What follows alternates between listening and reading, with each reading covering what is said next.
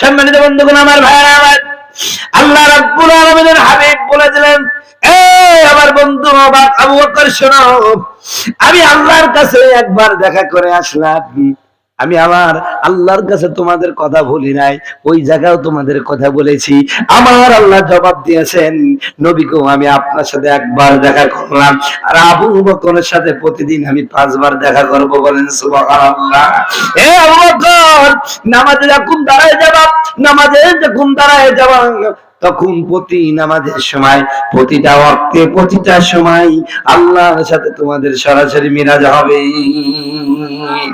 একজন সাহাবী ডাক দিয়ে বললেন, ইয়া রাসূলুল্লাহ, ইয়া হাবিবাল্লাহ, একজন বান্দা আল্লাহর নিকটবর্তী সবচেয়ে বেশি কখন হয়ে যায়? আমার আল্লাহ রাব্বুল আলামিন বলেন, আসজুদে সিজদা দাও, আমি আল্লাহর নিকটবর্তী হয়ে যাও। সম্মানিত বন্ধুগণ, আমার ভাইরা আমার, রাত্র গভীর হয়ে যাবে, শুধুমাত্র অল্প একটু আয়াত তেলাওয়াত করেছি, কথা বলতেছিলাম। আমার আল্লাহ রাব্বুল আলামিন বলেছেন, নবী কো, কোরআনুল কারীম থেকে আপনার প্রতি যা নাযিল করা হয়, আর এই কোরআনটা আপনি তেলাওয়াত করুন, না নামাজ পড়ুন, নামাজ অন্যায় কাজ থেকে বিরত রাখবে। বন্ধুগণ, আমার ভাইয়েরা আমার, এই আলোচনার আগেই আমি আপনাদেরকে বোঝাতে চাচ্ছিলাম, বন্ধুগণ, এই যে আপনারা কষ্ট করে মাহফিলে এসেছেন, এই মাহফিলের লাভটা কি? 1 নাম্বার লাভ হলো, আবারও বলছি, 1 নাম্বার লাভ হলো, এশার নামাজের পরে আমি আপনি যে কোরআন নিয়ে একটু গবেষণা করলাম, আমার আল্লাহ রাব্বুল আলামিন আমার আপনার আমলনামায় 1000 রাকাত কবুল নামাজের সওয়াব দিয়েছেন। আগত বক্তা জনাব হযরত মাওলানা দুরুল আমিন সাহেব দাওয়াত বরকতুল আলিয়া, আমি হযরতকে তার গুরুত্বপূর্ণ নসিহত পেশ করার জন্য সবিনয় অনুরোধ করছি। আসসালামু আলাইকুম ওয়া রাহমাতুল্লাহ। ভাই, আপনাদের গ্রামে কি এই লোকগুলোই বাস করে? ওই 2-3 জন বললেন আরো লোক আছে, আর বাদ বাকি কি লজ্জা পাইছেন নাকি? আপনারা আসতে লজ্জা করলেন না বলতে লজ্জা করছেন? কথা বলুন, ঠিক কিনা? ওয়াজ মাহফিল হইলে কোথাও সেটাই যাইতে চায় না মন, রাত্রি জেগে দেখে কিন্তু সুন্দরী মায়া না সন। কথা বলে ওয়াজে লোক আসে না। চার দোকানে বিশাল বিশাল টিভি আছে, ভারতের নায়িকারা মাজা দিলি নাচছে, আর মমতাজ গান গাচ্ছে, দেখেন কি হারে শুনতেছে, কথা কয়। ঠিক বললেও ঠিক, না বললেও ওয়াজ মাহফিল হইলে কোথাও সেটাই যাইতে চায় না মন, রাত্রি জেগে দেখে কিন্তু সুন্দরী মায়া না সন। ওরা কিসের মুসলমান, ওরা ভণ্ড মুসলমান। কথা বলো, ওরা কিসের মুসলমান, ওরা ভণ্ড মুসলমান। পাশে মনে হয় দোকান বসাইছে, ওখানে তো মেলা লোকই দেখলাম। তো এখানে কি মহিলা প্যান্ডেল আছে নাকি? কিছু যুবতী মেয়েরা আর কিছু যুবক ছেলেপিলা সমানে রাস্তায় ঘুরে বেড়াচ্ছে। কথা বলো, মানে ওয়াজ মাহফিল হলে ওদের ঈদ বাদে ওই দেখা হবে, কথা হবে, ঠিক কিনা? এ যুগের ভোলারা মাহফিলে আসে না, ওরে রাস্তাঘাটে ঘোরাফেরা করে। এ যুগের মাইয়ারা মাহফিলে আসে না, কোনায় কোনায় লুকোচুরি করে। এ যুগের ভোলারা মাহফিলে আসে না, ওরে রাস্তাঘাটে ঘোরাফেরা করে, ঠিক কিনা? সম্মানিত যুবক ভাইরা, এই ওয়াজ শোনার পরও যদি রাস্তায় দেখি, তাহলে বোঝা যাবে তোমারটা আসেনি। কথা বলুন, ঠিক কিনা? দেশটা মোবাইলে শেষ করে দিয়েছি কিনা? জামানা মোবাইলে খাইছে, জামানা ফেসবুকে খাইছে, অল্প বয়সে ছেলে মেয়ে প্রেমে পড়েছে, জামানা মোবাইলে খাইছে, জামানা ফেসবুকে খাইছে। কথা বলুন, ঠিক কিনা? বর্তমান অশ্লীলতা বাংলাদেশের জাতীয় জাতীয় কি বলবো, মানে জাতীয় বিনোদনের বস্তু হয়ে গেছে। জাতীয় বিনোদনের বস্তু তো হয়ে গেছে, বস্তু হয়ে গেছে কি অশ্লীলতা। গতকাল ফেসবুকের শরীফের মধ্যে দেখলাম, বিভিন্ন মিডিয়াও কভারেজ করেছে, মেট্রো রেলের মধ্যে তরুণ তরুণী জড়াই ধরে একে অপরকে চুম্বন করছে। নাউজুবিল্লাহ। আমি অনেক আগে ওয়াজ করেছিলাম, এমন জামানা বাংলাদেশে আসবে, মেন রাস্তায় কুত্তা কুত্তির মতন ছেলে মেয়ে লেগে থাকবে। মেট্রো রেলের মধ্যে যে তরুণ তরুণী অকাম কুকাম করছে, বিভিন্ন হোটেল রেস্টুরেন্ট গুলোর মধ্যে যা চলছে, কাটিমাসি কুকুর আর ওদের মধ্যে কোনো পার্থক্য আছে নাকি? জোরে বলেন আছে কি নাকি? এদের মা বাপও ভালো না, সন্তানও কিনা ভালো না। আর এরাই দেখবেন আবার পরবর্তীতে বলবে মাহফিল শুনে লাভটা কি, হুজুরদের খালি ইনকাম হচ্ছে তাই। কথা কয় না, মানে খালি হুজুরের দোষ। একটু জোরে হাঁটলে বলবো যে দাওয়াত পাইছে। কথা কয় না। যদি আস্তে হাঁটে বলবে দেখছো হুজুর ফ্রি ভাই কি খাওয়া খাইছে, নড়তেই পারছে না। কথা কয় না, কথা কয় না। হুজুরকে দেখতে পারো আর না পারো, হুজুর তোমার লাগবে। এই মোল্লা সারা তোর জানাজা, এই মোল্লা সারা তোর জানাজা কেউ পড়বে না, মোল্লা রে সারা তোরে দাফন দিবে না। কথা বলো দেখি না। ওরে এই মোল্লা সারা তোর মার, এই মোল্লা সারা তোর মার বিয়ে হতো না, মোল্লা রে সারা তোরে দাফন দিবে না। সুতরাং টুপি আলাদের লাইরে লাভ নাই, আছে নাকি? তো যাই হোক, ভূমিকায় কথা বললাম এই কারণে, আমার এলাকায় যদি মিলাদ শরীফ দিই এর চেয়ে 4 গুণ লোক হয়, আর আপনারা 2 দিন ব্যাপী মাহফিলে 100টা লোকও মনে হয় পুষবে না। কথা হয় না, এই হলো অবস্থা। কিন্তু এখানকে যদি আমাদের কুষ্টিয়া সালমাকে আইনি বলতো, আমি চাইলাম তারে ভাবে পাইলাম না তারে, সে এখন বাস করে অন্যের ঘরে, তাহলে দেখতেন লোকের অভাব, ঠিক কিনা? তো যাই হোক, জান্নাতে মানুষ খুব কমই হয়। 1000-এ জান্নাতে যাবে কয়জন ধরে বলেন? তা আমরা যে কটা আছি জান্নাতের মানুষ, আমরা অল্পই জান্নাতে যাব। কথা বলুন ঠিক কিনা? তা আপনারা কি জান্নাতে যেতে চান? কারা কারা যান হাত তুলে দেখাবেন না?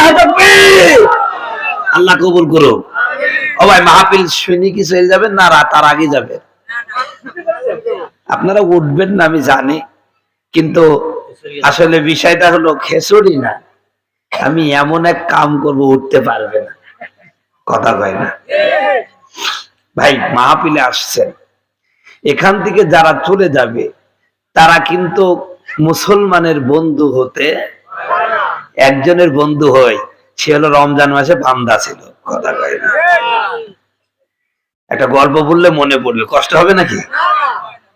এক লোক মান্নত করেছে, ও খালি যা করে খালি লস হয়, যে কোনো ব্যবসা যে কোনো কাজ করলে খালি কি হয়, তো চিন্তা করলো মানুষ তো কত জায়গায় কত মান্নত করে, মাজারে মানে, মাদ্রাসায় মানে, মসজিদে মানে, ও একটা মান্নত মানো, আল্লাহ তুমি যদি আজকে ব্যবসায় লাভ দাও, যা লাভ হবে সব আমি শয়তানকে দিয়ে দিব।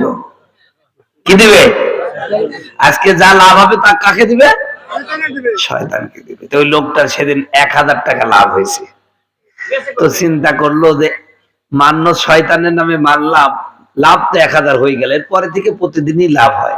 ও চিন্তা করলো যে লাভ এই মান্যতা আদায় করতে হবে। তো ওই প্রথম দিনকার 1000 টাকা ও আর খরচ না করে শয়তান খুঁজে বেড়াচ্ছে। তো সব এলাকায় গেল, কোথাও শয়তান খুঁজে পারলো না। 4 দোকান তো বাংলাদেশের সবচেয়ে বড় সংসদ ভবন, ওইখানে লোকটা বলছে হুজুররা খালি শয়তানের ওয়াজ করে, কো বাংলাদেশে তো কোনো শয়তানই খুঁজে পেল না। তো পাশে এক মুরব্বী নামাজি লোক নামাজ পড়ছিল, এই মানে চা খাচ্ছিল, পানও চাবাচ্ছিল। তো বলছে কি ব্যাপার, শয়তানকে তোমার কি দরকার? কয় ভাই সে কথা শুনেন না, খালি লস হয়, যা করি কোনো কাজেই বরকত হয় না। তো চিন্তা করলাম ওই মসজিদ মাদ্রাসা হুজুর টুজুর কাউকে টাকা দেবো না, আল্লাহ যদি আজকে আমার ব্যবসায় বরকত দেয় তাহলে 1000 টাকা শয়তানকে মান্নাত করব। ওরে বাবা, যেদিন থেকে করছি মান্নাত ওই দিন থেকে আর লস হচ্ছে না, লাভ হতেই থাকছে। মান্যত আদায় করার জন্য শয়তানকে কত জায়গায় খুঁজলাম, ওই শয়তান। তো ওই নামাজি লোকটা বলছে, পাঞ্চি বাচ্চার বলছে, বেটা শয়তান খুঁজে কি তুই পাবি রে, শয়তান যে চিনে তার কাছে যেতে হবে। তো লোকটা বলছে, ভাই শয়তান কে চিনে? কয় হুজুর চিনে। কথা কয় না, কে চিনে? তুমি আমার ইমাম সাহেবের কাছে না যাই, তুমি আর এক জায়গায় যাই, কিন্তু হয় নাকি? শয়তান হুজুররা চিনে, তুমি যাও, তোমাকে যদি না দেখাতে পারে শয়তান তখন কয়। তো ওই দিনে আবার এলাকায় মাহফিল আসছিল, বুঝছেন ভাই? মাহফিল মানে কথা কি ক্লিয়ার হচ্ছে না? এবার হচ্ছে? এবার আলহামদুলিল্লাহ। আপনারা মনে হচ্ছে মনোযোগ আছে, আলহামদুলিল্লাহ। আলোচনা যদি একটু দীর্ঘ হয়ে যায় কষ্ট হবে নাকি? কারণ আমি এই পটুয়াখালী জীবনে প্রথম আসলাম। গত বছর, আগের বছর ওই আপনার বরিশাল হিজলি নাকি জানো, হিজলা, ওই জায়গায় আসছিলাম। তো পরের বছর আবার দাওয়াত করছিল, ওখানে আবারও আসা হয়েছিল। আপনার এই এলাকায় আসা হয় নাই, আল্লাহ কবুল করেছে। শেষ সময়ে কিছু কথা বলে যায়। তো সম্মানিত বন্ধুগণ, এবার বলছে হুজুরের কাছে, লোকটা দিছে দৌড়, হুজুর আপনি আমাকে শয়তান চিনাই দেন। কয় শয়তান চিনবা কি দরকার? তখন সব ঘটনা করে গেছে। কয় আজকে মাহফিলে দেখবা যে ওয়াজ না শুনি লোকটা, কোন লোকটা মাঝখান থেকে উঠে দৌড় মারছে, টাকাটা ওইখানে দিয়ে দিবা, ওটাই শয়তান। তো ওর তো আর ওয়াজ শোনার কাজ না, ওর হচ্ছে কি শয়তান ধরে টাকা দেবে। তো ওয়াজ শুনতে শুনতে মাঝখান থেকে এলাকার যে মাতব্বর, উনি উঠে দৌড় মারতেছে, আর শয়তান ভাই, শয়তান ভাই শুনেন। মাতব্বরকে শয়তান ভাই বললে ডাকলে রাগ করবে কি করবে? এই শয়তান বলছে কেন? এদিকে আসেন। হাতে কর করে 1000 টাকা নোট দিছে, বলছে দোস্ত তুই আর একবার বল, সমস্যা নাই। কথা কয় না, কথা কয়।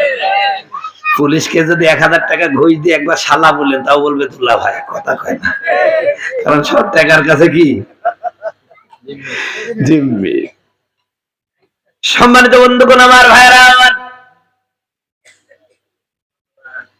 কেউ মানে শয়তান বলে ডাক দেয়া, বলছে হুজুর মাতব্বর ভাই রাগ করেন না, শয়তান আমি বলি নাই, হুজুর বলেছেন ওয়াজ না শুনে যেটা মাঝখান থেকে চলে যাবে ওটা শয়তান। আমি মান্নত করেছি 1000 টাকা দেব, আপনাকে দিয়ে দিলাম, হুজুর ফতোয়া দিয়েছে, মান্য দাঁড়ায় হয়ে গেছে। এখানে কি আপনারা শয়তানের পক্ষে থাকবেন? দেখা যাবে কেউ আসেনি, না চিনি চলে যায়, দেখবেন কিন্তু কি নাই।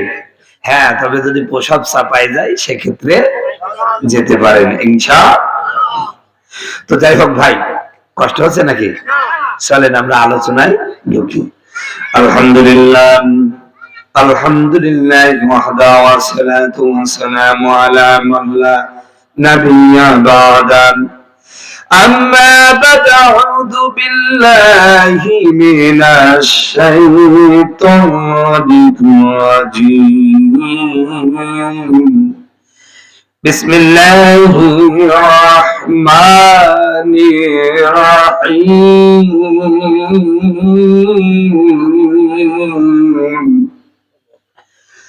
উতল মা উহিয়া ইলাইকা মিনাল কিতাবি ওয়া কিমিস সালাত ইন্নাস সালাতা তানহা আনিল ফাহশাই ওয়াল মুনকার। صدقت يا ربنا. وقال النبي صلى الله عليه وسلم الصلاة مفتاح الجنة، أو كما قال عليه الصلاة والسلام إن الله وملائكته يصلون على النبي يا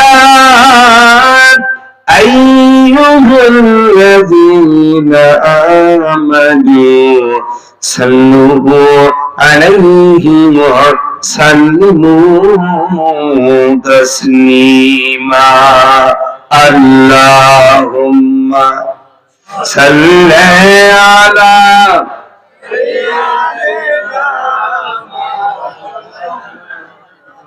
وعلى آله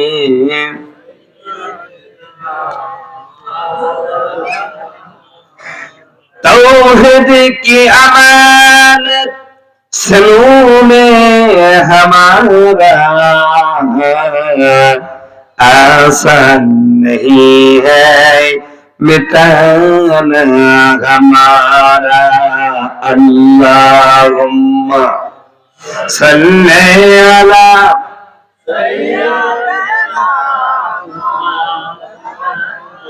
जोरे शोरे मोहब्बत से बोले वाला आनी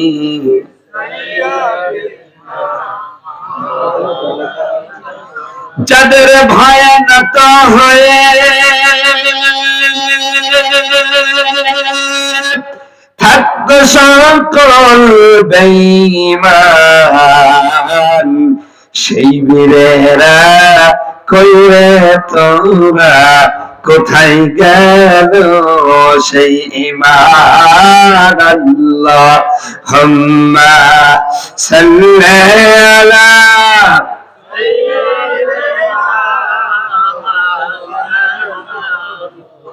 وعلى آله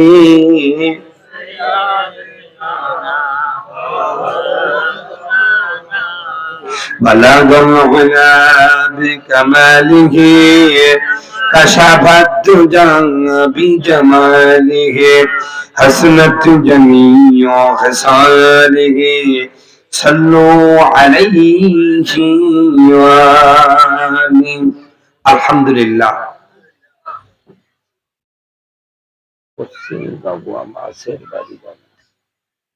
পশ্চিম গাবুয়া মাছের বাড়ি জামে মসজিদ কমিটি উদ্যোগে আয়োজিত আজকের এই 2 দিন ব্যাপী তাফসীরুল কোরআন মাহফিলের সমাপনী দিনের মাননীয় সভাপতি মঞ্চস্থ হযরত উলামায়ে কেরাম আমার সনবিষ্ট ইসলাম প্রিয় কোরআন প্রিয় তাওহীদি জনতার কাঙ্ক্ষ পর্দার আলো বিষ্ঠা শ্রবণরত আমার সম্মানিত মা ও বোনেরা সকলের সাথে আরেকবার সালাম বিনিময় করছি বলছি আসসালামু আলাইকুম ওয়া রাহমাতুল্লাহ। আজকের এই মাহফিল পেয়ে খুশি না বেজার? জোরে বলতে হবে, আরো জোরে। জোর হলো না, খুশি কেন? এই মাহফিল পেয়ে খুশি কেন? আমি তো মাহফিল শেষে ওয়াজ করতে পারি আর না পারি, পকেটে কিন্তু কিছু মাল ঢোকা দিবে, কথা কয় না। অতএব আমি খুশি, তা আপনার লাভটা কি? আপনি কি জন্য খুশি হয়েছে? না না, আপনারও লাভ আছে। ওই লাভটা আগে বললে গা মাহফিল শুনতে আপনারা একটু শান্তি পাবেন, কথা বলো ঠিক কিনা? কারণ বাঙালি লাভ ছাড়া চলে না। আমি যদি আপনাকে বলি ভাই গাবুয়া বাজার একটু জানতো, কয় হুজুর কেন? কয় এমনি যাতে মন যাবে। কিন্তু আমি যদি বলি ভাই গাবুয়া বাজারে কলিমুদ্দিন নামে একটা লোক আপনাকে ডাকছে, গেলি 10,000 টাকা করকরি নোট দিয়ে দিবে, ও আজ কি শুনবেন ভাই? জীবনে ওয়াজ মেলা শোনা যাবে, টাকা নিয়ে আসি, কথা কয় না। গাড়ি না পেলে হাইটি দৌড় মারবে, ঠিক কিনা? কারণ কি পেয়েছে? এই যে লাভ পেয়েছে। তো আপনারা আজকে যে মাহফিলে আসেন না বা আসতেছেন যারা, তারাও অতটা একটু হীনমন্যতার মধ্যে ভাবেন যে কি হলো, হুজুর ওয়াজ করে, হুজুরের লাভ, আমাদের লাভ কি? ঠিক কিনা? লাভের কথাটা আগে বলি, তাহলে ওয়াজ শুনতে আপনাদের আরো ভালো। আল্লাহর নবী বিশ্ব নবী মুহাম্মদ রাসূলুল্লাহ সাল্লাল্লাহু আলাইহি ওয়াসাল্লাম বলেন, কোন মুসলমান নরনারী যদি এশা নামাজ আদায় করার পরে আল্লাহর কোরআন বুঝার জন্য একটু চেষ্টা করে, কোরআনটা খুলে কোরআনের একটা আয়াত নিয়ে যদি কিছু সময় গবেষণা করে, অথবা কোরআনের আলোচনা যেখানে হয়, কোরআনের গবেষণা যেখানে হয়, ওই জায়গায় যদি কোনো ব্যক্তি বসে, কিছু সময় যদি বসে, আল্লাহ রাব্বুল আলামিন ওই বান্দা বান্দির আমলনামায় 1000 রাকাত কবুল নামাজের সওয়াব দেয়।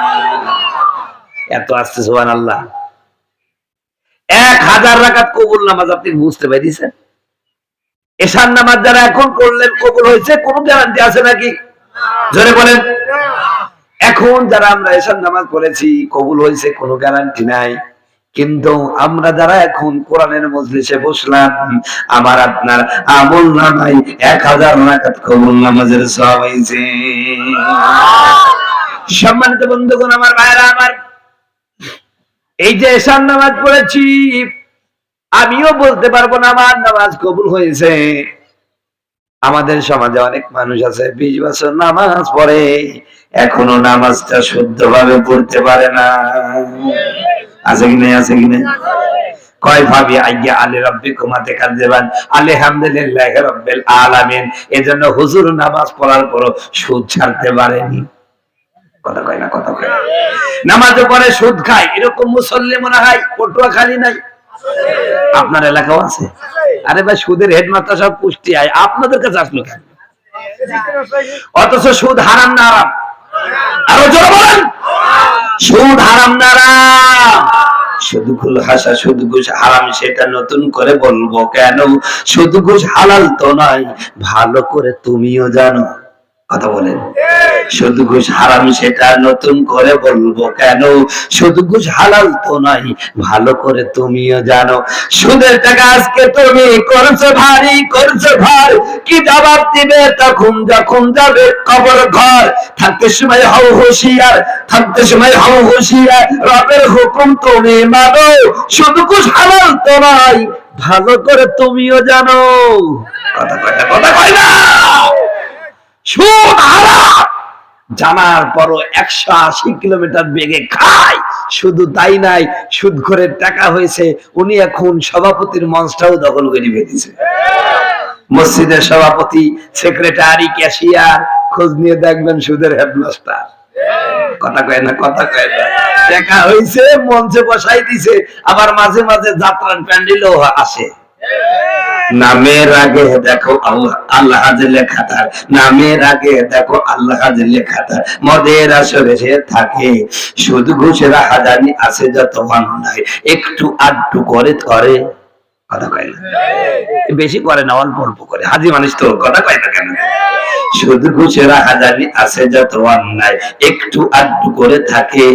এমন চরিত্রের মানুষ রূপী যারা, তাদেরকে কেমন লাগে বলেন? ভণ্ড ভণ্ড লাগে যে ওদের, ভণ্ড ভণ্ড লাগে, ঠিক না? আরে ভণ্ড ভণ্ড লাগে যে ওদের, ভণ্ড ভণ্ড লাগে, ঠিক না? সম্মানিত বন্ধুগণ, আমার ভাইরা আমার, এই সমাজে অসংখ্য মানুষ দেখা যায় নামাজ পড়ে, রোজা রাখে, হজ জাকাত কুরবানি সব করে, এখনো সুদ খায়, ঘুষ খায়, অন্যায় করে, ওজনে কম দেয়, খাদ্যে ভেজাল দেয়। গোস্ত কিনতে যাবেন, কষাই বেটা মাথায় টুপি দেয়া, এমন করে গোস্ত মেপে দিবে, মনে হবে যেন 100 গ্রাম বেশি হয়েছে।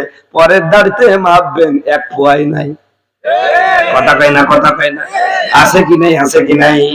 কত হাজি সাহেব আছে, হজ করে আসে, 5টা ছেলে 6টা মাইয়া, 1 বিঘা জমি সব ছেলেদের নামে দেয়, আর মেয়েদেরকে বলে মা বুকে আয় একটু দোয়া করে দিতি। আছে কি নাই? ও ভাই, এই ওয়াজ করলে কি আপনারা রাগ করবেন? আমি ভাই ওয়াজ করিনি, খালি ওয়াজ করে চলে যায়। আমার ওয়াজ হবে বাস্তব ভিত্তিক ওয়াজ। অনেকের গায়ে লাগতে পারে, লাগলে কিছু করার ঠিক কিনা? আপনি নামাজ পড়লে, আমি যদি বলি ভাই নামাজ পড়লে জান্নাত যাবেন, এদিকে আপনি সুদ খাচ্ছেন, জান্নাতে কাটা যাচ্ছে, খবর নাই, ঠিক কিনা? ঠিক কিনা? কলসের তলায় ফুটো রাখি, সারাদিন যদি পানি টিউবওয়েল চাপেন, কলসে পানি থাকবে? হয়তো বা নেকির পাল্লা বেশি হলে একটু থাকবে, কিছুক্ষণ বা নাই হয়ে কিয়ামতের ময়দানে এক লোক উঠবে বিশাল এক নেকির পাহাড় নিয়ে, ও নেকি দেখি আল্লাহ বলবে জান্নাত চলে যা। হঠাৎ করে মাইয়া গুলো বলবে, আল্লাহ ওরে জান্নাত দিচ্ছেন মানে? ওটা আমার বাপ, ওর 1 বিঘি জমি ছিল একদম মেন রোডের ধারে, 5 ঠেলি সব দিয়ে দিয়েছে, আমাদের কিছু দিনি। আল্লাহ দুনিয়ার জীবনে কিছু কইতে পারিনি, কারণ বাপ রাগ করবে, ভাইরা বলবে বাড়িতে আসিস নি। কথা কয় না, কথা কয় না? আজকে আল্লাহ ছাড়বো না, আমার বাপ হাজি মানুষ, হজ করে আইছে, আমাদের খালি দোয়া দিয়েছে, আমরা কিছু কইনি, আল্লাহ আজকে আমাদের পাওনা দিয়ে দিতে বলেন। তখন হাজিকে বলবে, হাজি জান্নাতে পরে যা, দেখি গলা থয়ে গেছে। কথা বুঝতে পারছি? এবার আমার ভাষা বোঝা যাচ্ছে? আল্লাহ কি বলবে? হাজি জান্নাতে পরে যা, নেকি গুলো এখানে রাখ, আগে তোর মেয়ের হিসাব করে। কয় কি আল্লাহ কি হিসাব দিব? কয় এরা তো তোর কাছে জমি পাবে বলে। হ্যাঁ আল্লাহ পাবে, আমার 5টা ছেলে বাড়ি করবে কি করি তাই দিয়ে দিয়েছি, মেয়েদেরকে দিইনি। আল্লাহ বলবেন যে ও গান চলবে না, আগে শোধ কর। আল্লাহ এবার ওই লোক বলবে, হাজি বলবে যে আল্লাহ আমি কয়েক টুকরা কাফনের কাপড় আর একটু মাটি নিয়ে আসছি, ওটা তো ধুয়ে আসলাম, এখন আমি দেবো কেমনে? দেবো না মানে ওই নেকি গলা দিয়ে দাও। জোরে বলেন সুবহানাল্লাহ।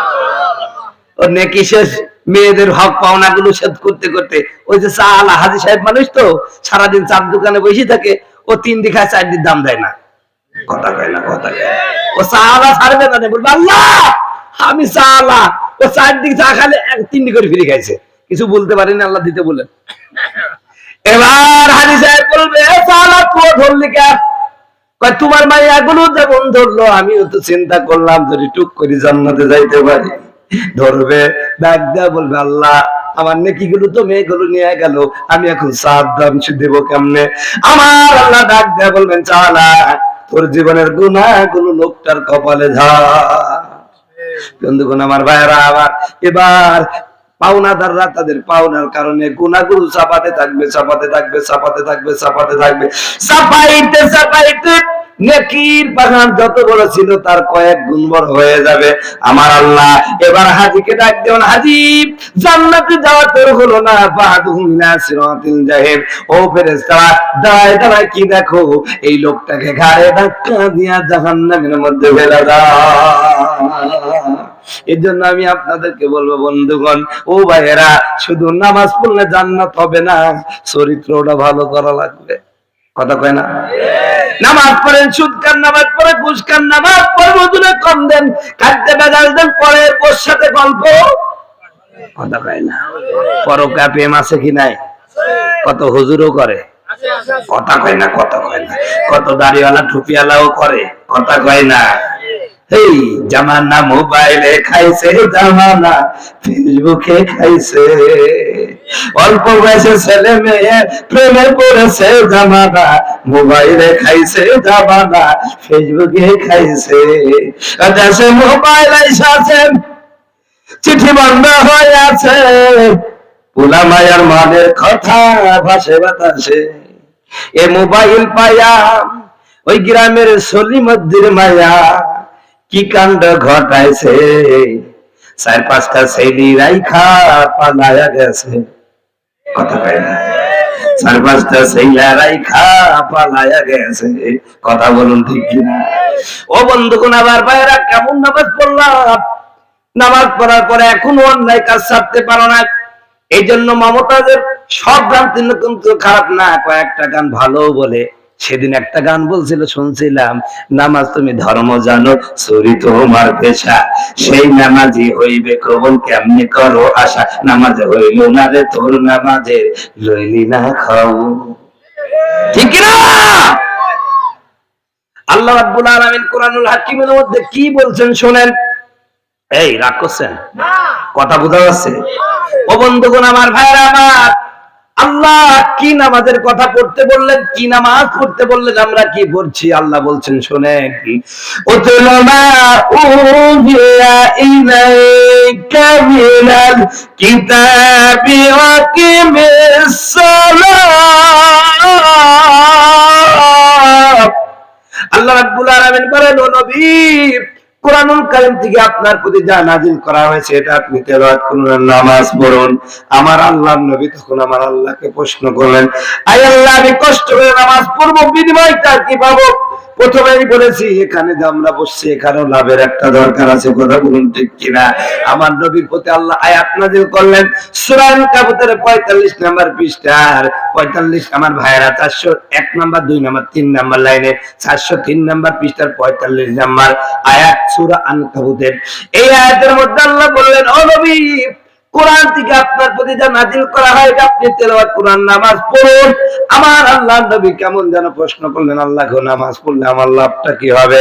আমার আল্লাহর নবীকে আমার আল্লাহ বলে দিলেন, শোনেন, এ নবী, যদি আপনি নামাজ পড়েন, ইন্না সালাতা তানহা আনিল ফাহশা ওয়াল মুনকার, এই নামাজ আপনার চরিত্র ভালো করবে, আপনাকে অন্যায় কাজ থেকে বিরত রাখবে, আপনাকে সুদ থেকে বিরত রাখবে, ঘুষ থেকে বিরত রাখবে, ওজনে কম দেয়া থেকে বিরত রাখবে, খাদ্যে ভেজাল দেয়া থেকে বিরত রাখবে, হুজুর দেখলেই রাজাকার বলা থেকেও বিরত।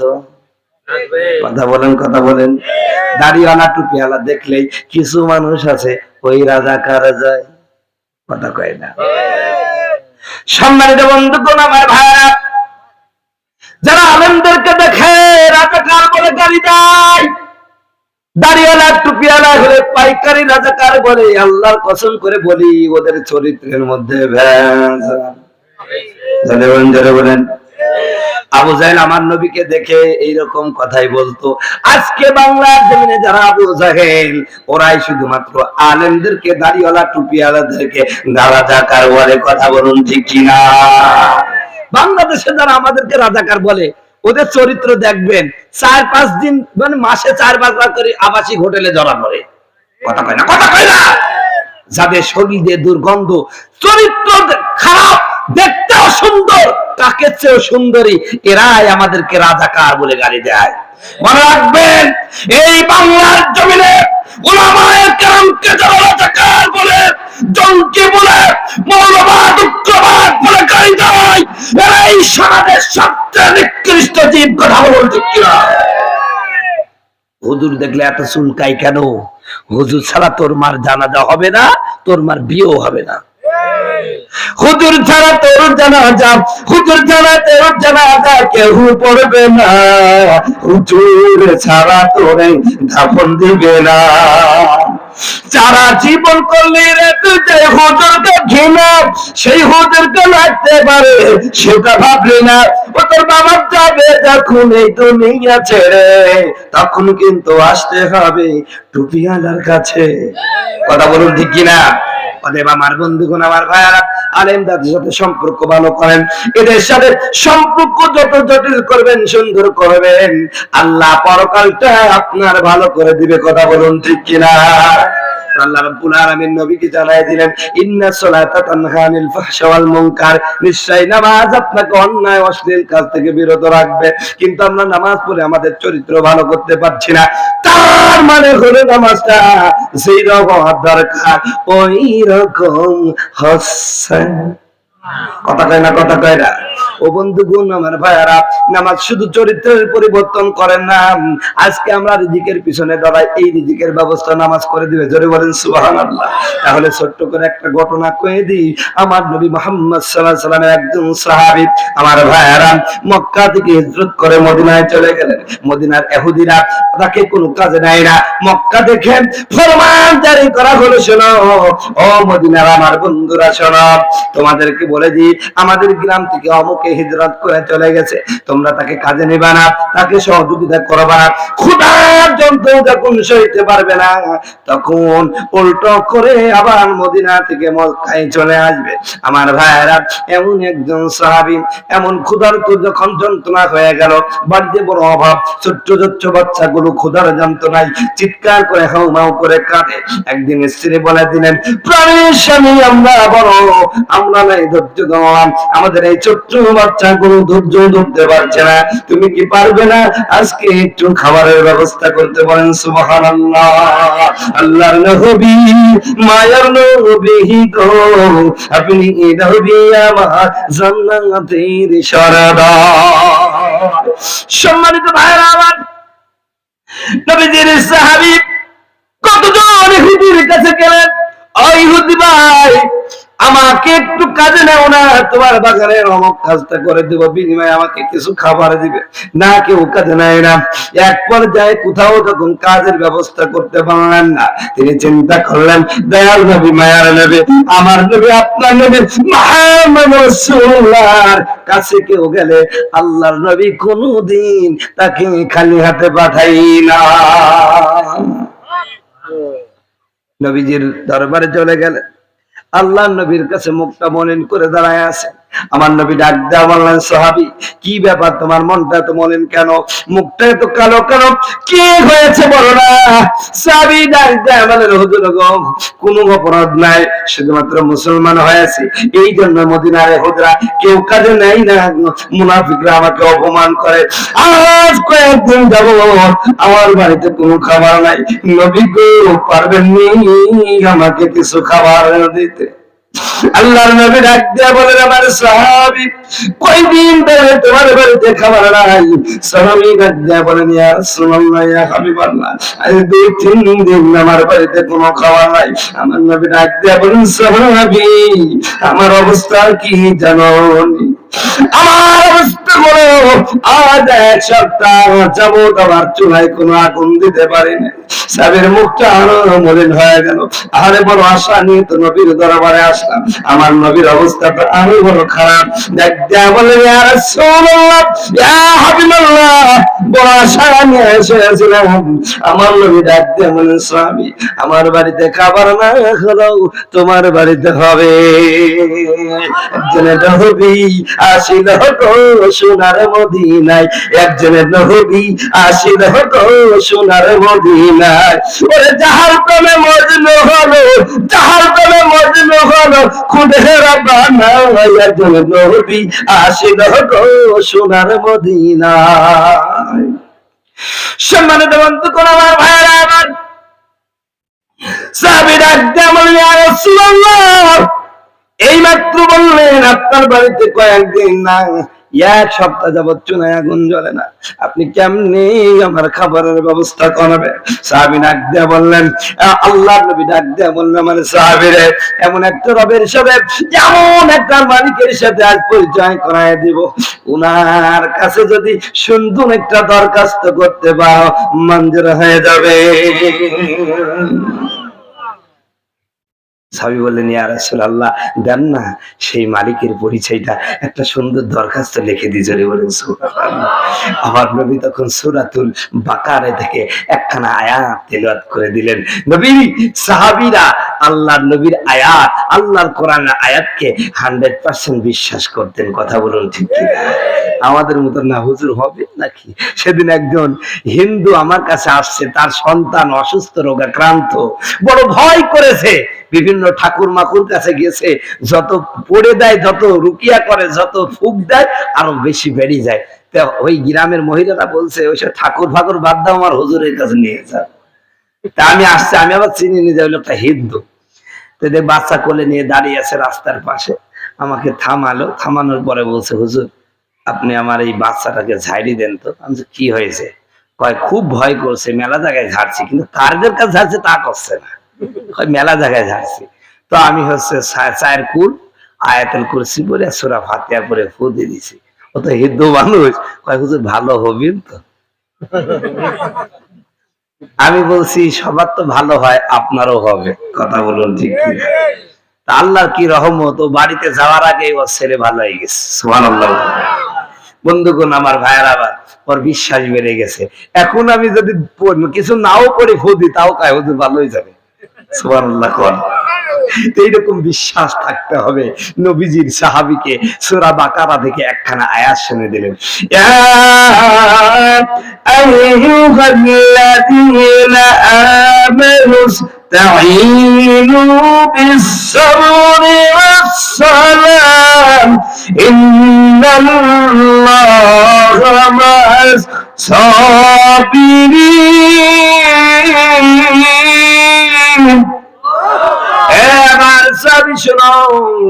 সেই রবের নাম হলো আমার আল্লাহ। আমার আল্লাহ ডাক দেয়া বলে, বান্দা জীবনে কি প্রয়োজন পৃথিবীর কোন মানুষের কাছে চাইও না, আমি আল্লাহর কাছে চাও নামাজ এবং ধৈর্যের মাধ্যমে।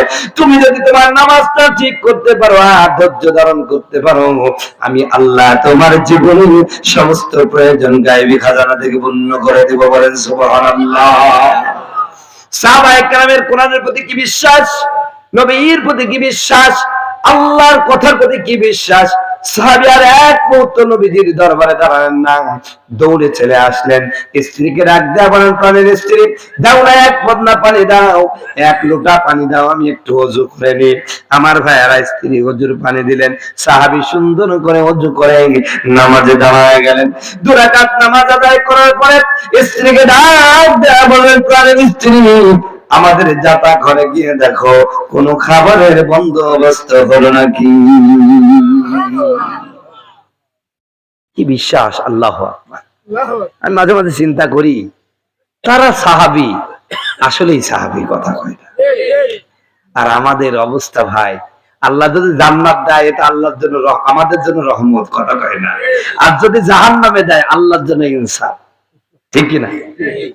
আসলে আমরা যা করি, আমরা কি জান্নাতের উপযুক্ত? কথা কয় না কেন?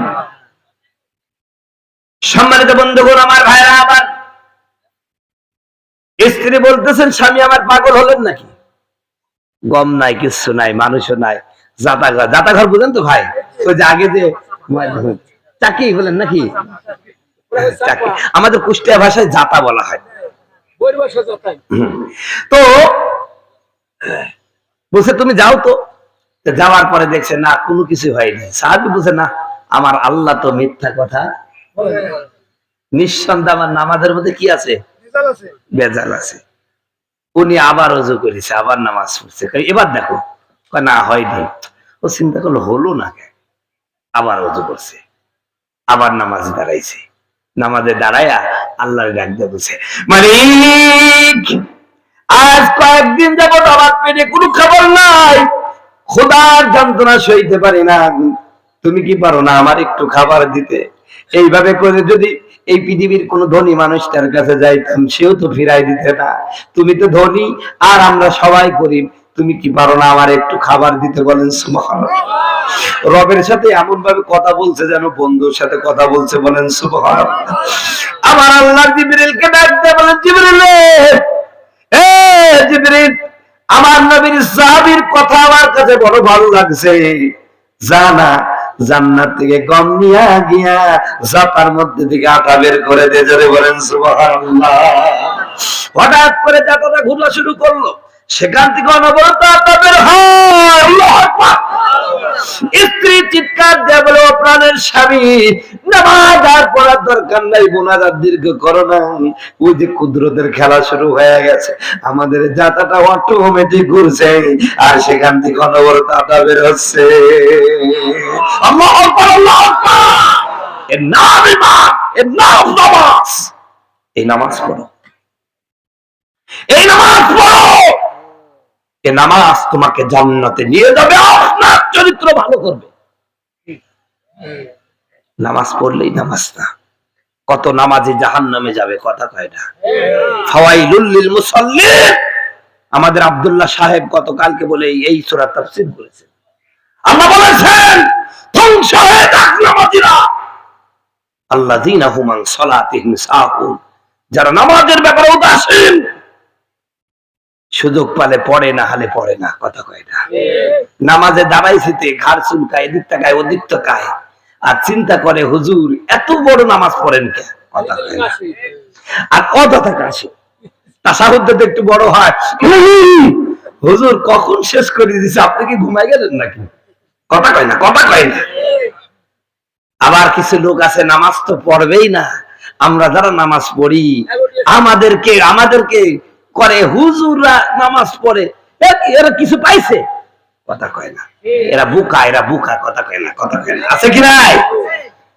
একটা গল্প বলি দিই, কষ্ট হবে নাকি? রংপুরে ওয়াজ করতে গেলাম, আমার এক বন্ধুর মসজিদে। মসজিদটা আবার ওই কাঁঠাল বাগানের মধ্যে, বুঝতে পারছেন? তা আপনারা জানেন মাহফিলের সময় ইমাম মুয়াজ্জিনের ব্যস্ততা বাড়ে না ভাই? ফজরের নামাজে নামাজ পড়ি, মুয়াজ্জিনের আর মসজিদ বন্ধ করতে মনে নাই। কাঁঠালের পাতা কিছু আছে, ওই বাতাসে ওই মসজিদ নামাজ ঢুকে গেছে। বাড়ির সামনে এক লোক আছে, এত আবু জাহেল, ও নামাজ জীবনও পড়ে না, হঠাৎ করে যদি পড়ি যায় তাও পূর্ব দিকে পড়ে, তাও পশ্চিম দিকে পড়ে না, কথা বুঝতে আসছে। ওই লোকের আবার কিছু ছাগল আছে, ও আল্লাহর রাস্তায় সকালবেলায় ছাড়ি দিয়েছে। ছাগল পাতা খাইতে খাইতে মসজিদে ঢুকছে, আর মসজিদ যখন ঢুকছে ওরা বা চাবাইছে পোশাক পায়খানা। ছাগল তো আর মসজিদ মাদ্রাসা চিনে না, ও ওই জায়গায় ঝাড় দিয়ে দিয়েছে। এইবার দুপুর বেলায় মুয়াজ্জিন এসে দেখছে ছাগলে পোশাক টোশাক করে মসজিদ শেষ করেছে। ছাগল কাটবে, তখন ওই লোক চিন্তা করছে আমি তো নামাজ পড়তে যাই না, আমার ছাগল ছাড়া যাবে। তখন ও ঘুম থেকে উঠি চোখ চুল কাছে বলছে হুজুর হুজুর বিয়া তুমি মাফ করুন। ও তো ছাগল বুঝে না তাই মসজিদে গেছে। আপনি আমার কি কোনদিন মসজিদে যাইতে দেখছেন? কথা বুঝতে পারছে? ছাগল বুঝে না এই জন্য মসজিদে, ও তো বুঝে এই জন্য মসজিদে যাই না। কথা কয় না, কথা কয় না।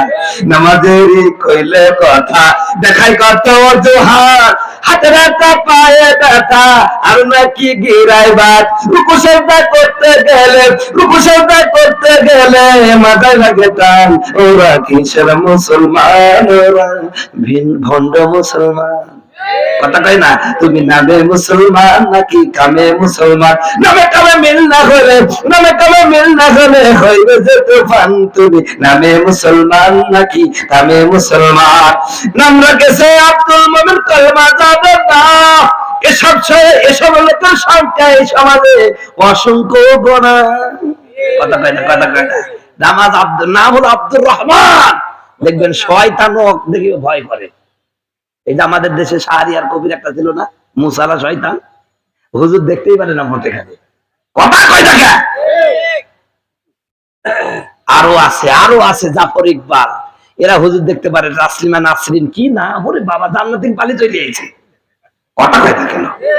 কিন্তু নাম টাটকা, মানে এরা যা শয়তানি করে, শয়তানও ওদের থেকে ভয় করে।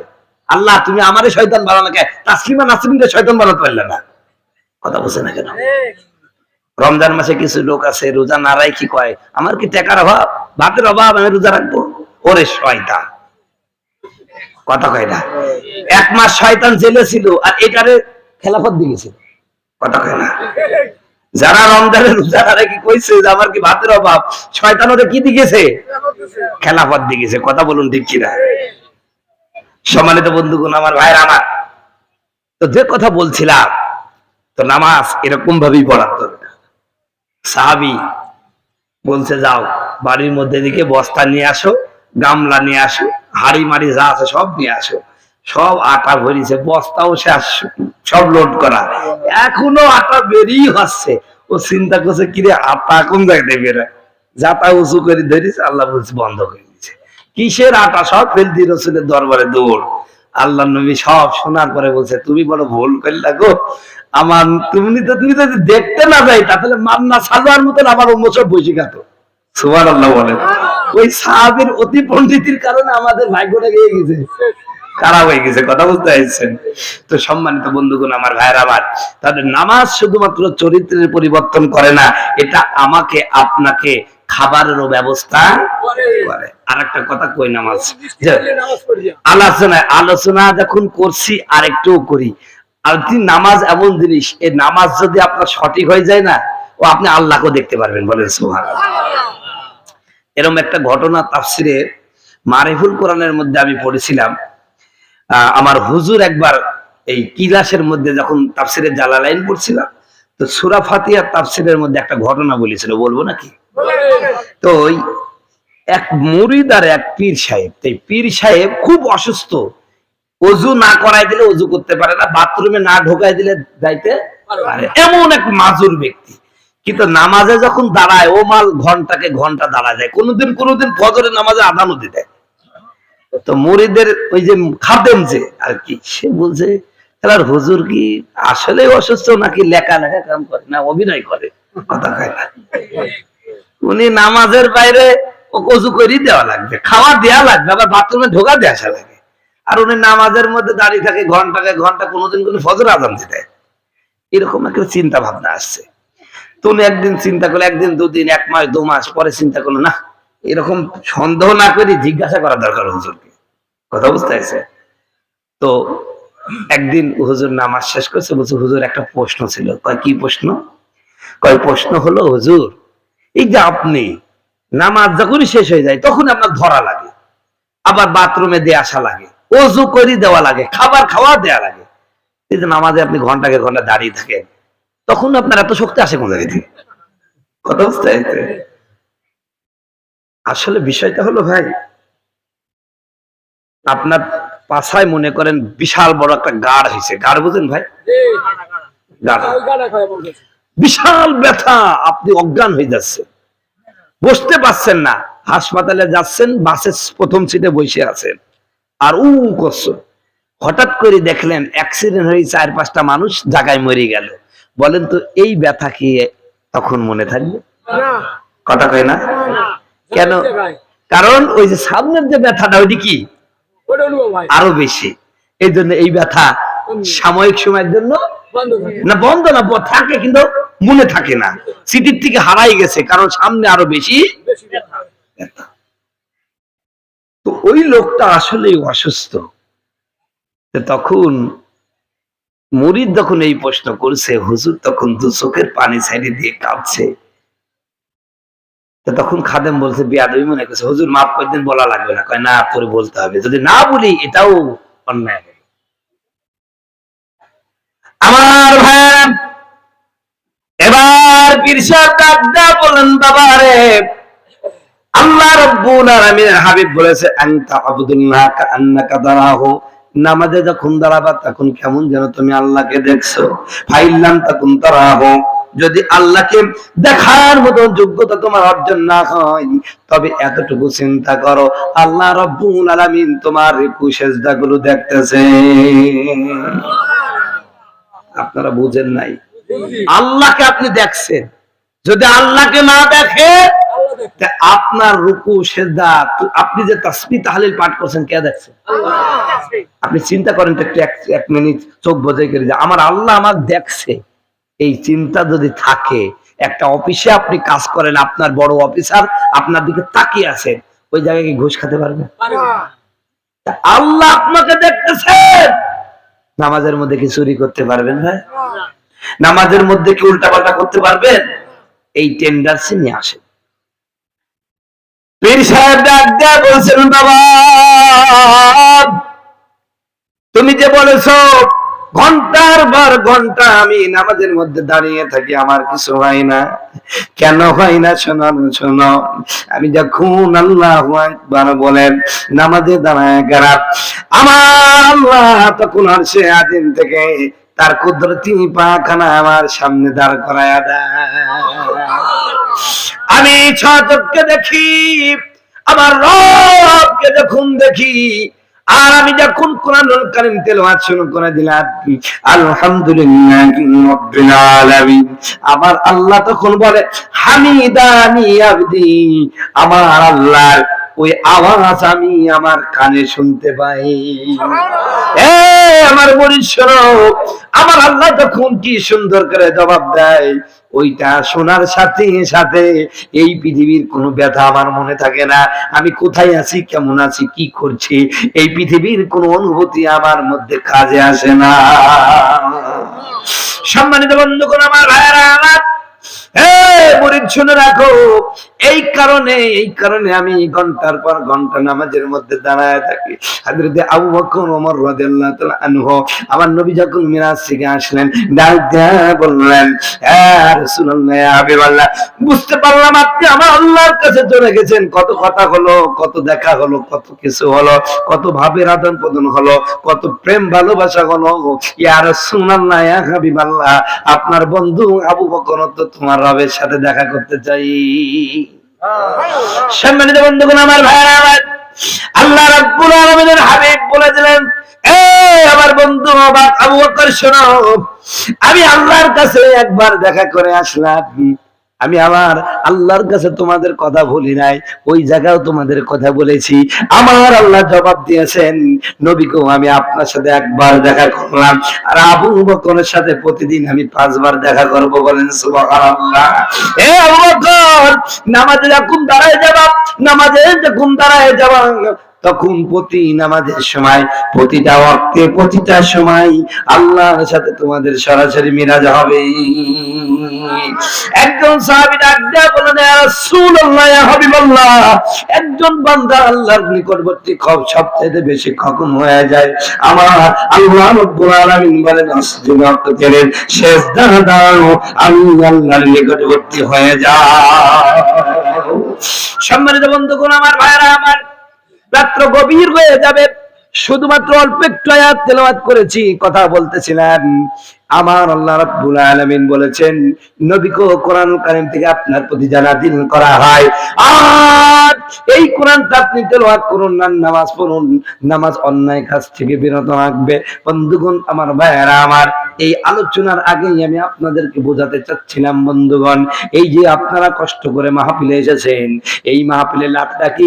এক নাম্বার লাভ হলো, আবারও বলছি, এক নাম্বার লাভ হলো এশার নামাজের পরে আমি আপনি যে কোরআন নিয়ে একটু গবেষণা করলাম, আমার আল্লাহ রাব্বুল আলামিন আমার আপনার আমলনামায় 1000 রাকাত কবুল নামাজের সওয়াব দিয়েছেন। সম্মানিত বন্ধুগণ, আমার ভাইয়েরা আমার, আরো কথা বলি বন্ধুগণ, কিয়ামতের ময়দানে সর্বপ্রথম যে হিসাব হবে, কিসের হিসাব? আরো জোরে বলেন। আপনি হয়তো বা কিয়ামতের ময়দানে বলবেন, আল্লাহ গো, এত গরিব বানাইছো, এত গরিব বানাইছো, আমার চেয়ে গরিব কেউ নাই। আমি কিয়ামতের ময়দানে আল্লাহকে বলবেন, আল্লাহ গো, গরিব মানুষ, সব সময় পরের বাড়িতে কাজ করেছি, পরের জমিনে কাজ করেছি, পরের অধীনে কাজ করেছি, নামাজ পড়তে পারি নাই, মাফ করে দেন। বন্ধুগণ, নামাজ নিয়ে কোনো অজুহাত চলবে না, অজুহাত চলবেন না। আপনি যদি না খেয়ে থাকেন, তারপর নামাজ পড়া, কথা বলেন বন্ধুগণ। আমি আপনি যদি আল্লাহর কাছে বলি, আল্লাহ গো, আমি গরিব মানুষ, আমি কেমনে নামাজ পড়বো? আমার আল্লাহ কিয়ামতের ময়দানে ডাক দেয়া বলবে, বান্দারে, এই পৃথিবীতে এত গরিব মানুষ আমি পাঠাইছি, যার মতন গরিব পৃথিবীতে নাই। আমি আল্লাহর নামাজ ছাড়ে নাই। আমি আপনি তখন বলবো, আল্লাহ গো, কে আমার চেয়ে গরিব হতভাগা, যে এত কষ্টের মধ্যে থাকার পরও, এত অভাবের মধ্যে থাকার পরও একত্র নামাজ ছাড়লো না? এমন একটা কথা বলবো, তখন আমার আল্লাহ রাব্বুল আলামিন নবীজির একজন কলিজার টুকরা সাহাবী, যিনি আশারায়ে মুবাশশারার একজন সদস্য, নাম হযরতে তালহা রাদিয়াল্লাহু তাআলা আনহু, ডাক দিয়া বলবেন, তালহা রে, তোরে আমি কেমন গরিব বানাইছি একটু ক না। কিতাব আমার মধ্যে আছে, মুসনাদ আহমদের মধ্যে বর্ণনা আছে, হযরতে তালহা এমন গরিব, একখান মাত্র চাদর, এই চাদরটা তিনি পরলে স্ত্রী উলঙ্গ থাকে, স্ত্রী পরলে স্বামী উলঙ্গ থাকে, এত গরিব, তারপর নামাজের কেমন দৃশ্য দেখেন। একদিনের ঘটনা, হযরতে আবু তালহা রাদিয়াল্লাহু তাআলা নবীজির সারি স্ত্রীকে পাশে নিয়ে ঘুমায় আছে। হঠাৎ হযরত বিলাল আযান দেয়, আসসালাতু খায়রুম মিনান নাওম। হযরতে তালহার ঘুম ভেঙে গেল, গিয়া দেখেন, ঘুম থেকে উঠে দেখেন ছতর ঢাকার মতন, নামাজ পড়ার মতন কাপড়টা স্ত্রী গায়ে দিয়ে ঘুমায় আছে। তিনি যেই কাপড়টা পরে আছেন, ছতর ঢাকে না। স্ত্রীকে ডাক দেয়া বলেন, প্রাণের স্ত্রী, ওই যে বিলাল আযান দিয়ে দেয়, এখনই আমার নবী মুসাল্লায় আসবে, বিলাল একামত দিয়ে দিবে, দাও না চাদর খানা খুলে, আমি আমার নবীজির পিছনে নামাজ পড়বো। কষ্ট হচ্ছে ভাই? চলবে? সম্মানিত বন্ধুগণ, আমার ভাইয়ারা আমার,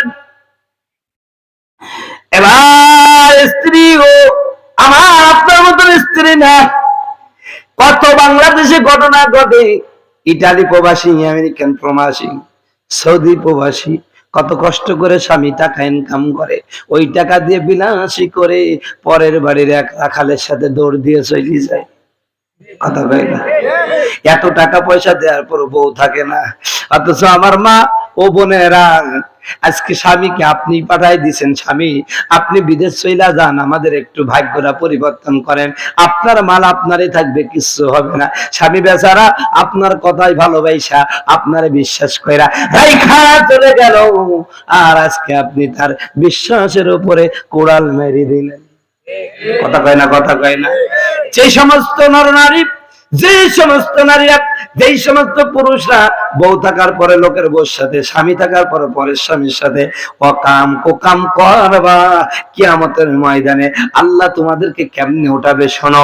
এই সমস্ত নারী পুরুষের লজ্জা স্থান এমন ভাবে পচাইয়া দিবে, তাদের লজ্জা স্থান দিয়ে এত দুর্গন্ধ বের হবে, দুর্গন্ধ বের হবে, দুর্গন্ধ বের হবে। দুর্গন্ধের কারণে অন্যান্য কিয়ামতের ময়দানের লোকেরা ভূমি উঠে যাবে, তারা সহ্য করতে পারবে না। কি রে এত দুর্গন্ধ, কারণ কি, নাকি এদের পরিচয় কি? বলা হবে এই সমস্ত নারী বউ থাকার পরও পরের বউর সাথে, আর স্বামী থাকার পরও পরের স্বামীর সাথে অকাম কুকাম করেছে। সবচেয়ে বড় অপরাধ হলো পরকীয়া প্রেমের, সবচেয়ে বড় অপরাধ। যারা পরকীয়া প্রেমের সাথে সম্পৃক্ত রয়েছে, পরের সাথে সম্পর্ক করো, ওরা বেঈমান হয়ে আল্লাহর জমিন থেকে বিদায় হবে। পটুয়াখালীর মুসলমানেরা, এ পর্দার মা বোনেরা, যারা ঘরের মধ্যে বসে থেকে আমার ওয়াজ শুনছো, ও মা দেখো হযরতে তলার স্ত্রীটা কেমন, এত কষ্ট। আজকে আমাদের বউদের পোশাকের অভাব নাই। এই যে ঈদ গেল, তার চোখেছে এমনিতে 5-6টা করে পোশাক তোলা আছে, আরো স্বামীর কাছে বাইনা ধরেছে পোশাকে দাও, কথা কয় না? 3000 টাকা 4000 টাকার পোশাক যারা চলে না, স্বামী বেচারা স্ত্রীকে খুশি করার জন্য কষ্ট করে পোশাক কিনে নাই। আজ পোশাকের অভাব নাই, পাঞ্জাবির অভাব নাই, লুঙ্গির অভাব নাই, একটা জিনিসের অভাব, নামাজ নাই। কিসের অভাব? কি নাই? নামাজ নাই। বন্ধুগণ আমার, ভাইরা আমার, পর্দার মা বোনেরা, স্বামী বেচারা স্ত্রীকে একটা সতর ডাকবে এমন পোশাকও দিতে পারে না, তারপরও স্বামীর প্রতি কি ভক্তি! আল্লাহু আকবার। হযরতে তালহার স্ত্রী ডাক দেয়া বলেন, মানে স্বামী, বিলাল আযান দিয়ে দিয়েছে, আপনাকে মসজিদে পাঠাইয়া দেব, আমিও সওয়াব থেকে বঞ্চিত হব না, আপনি এখানে বসেন, ওযুর পানিটা আমি এনে দিই। জোরে বলেন সুবহানাল্লাহ। স্বামীকে ওযু করায় দিয়া পরন থেকে কাপড়টা খুলে দিচ্ছেন। হযরতে তালহা দু চোখের পানি ছেড়ে দিয়ে কাঁদবে, আল্লাহকে ডাক দেয়া বলে, আল্লাহ এমন অভাব তুমি দিয়েছো আমাকে, আমার স্ত্রীকে একটা সতর ডাকার মতন পোশাকও দিতে পারি না, তারপরেও আমার প্রতি যে অকৃত্রিম ভালোবাসা দেখাচ্ছে আমার স্ত্রী, আমি স্বামী, আমি কলিজার টুকরা খুশি, আমার কলিজা খুশি হয়ে গেছে। আল্লাহ আমি স্বামী, আমার স্ত্রীর জন্য দোয়া করে দিলাম, মেহেরবানি করে তুমি আমার স্ত্রীকে জান্নাতের জন্য কবুল করো।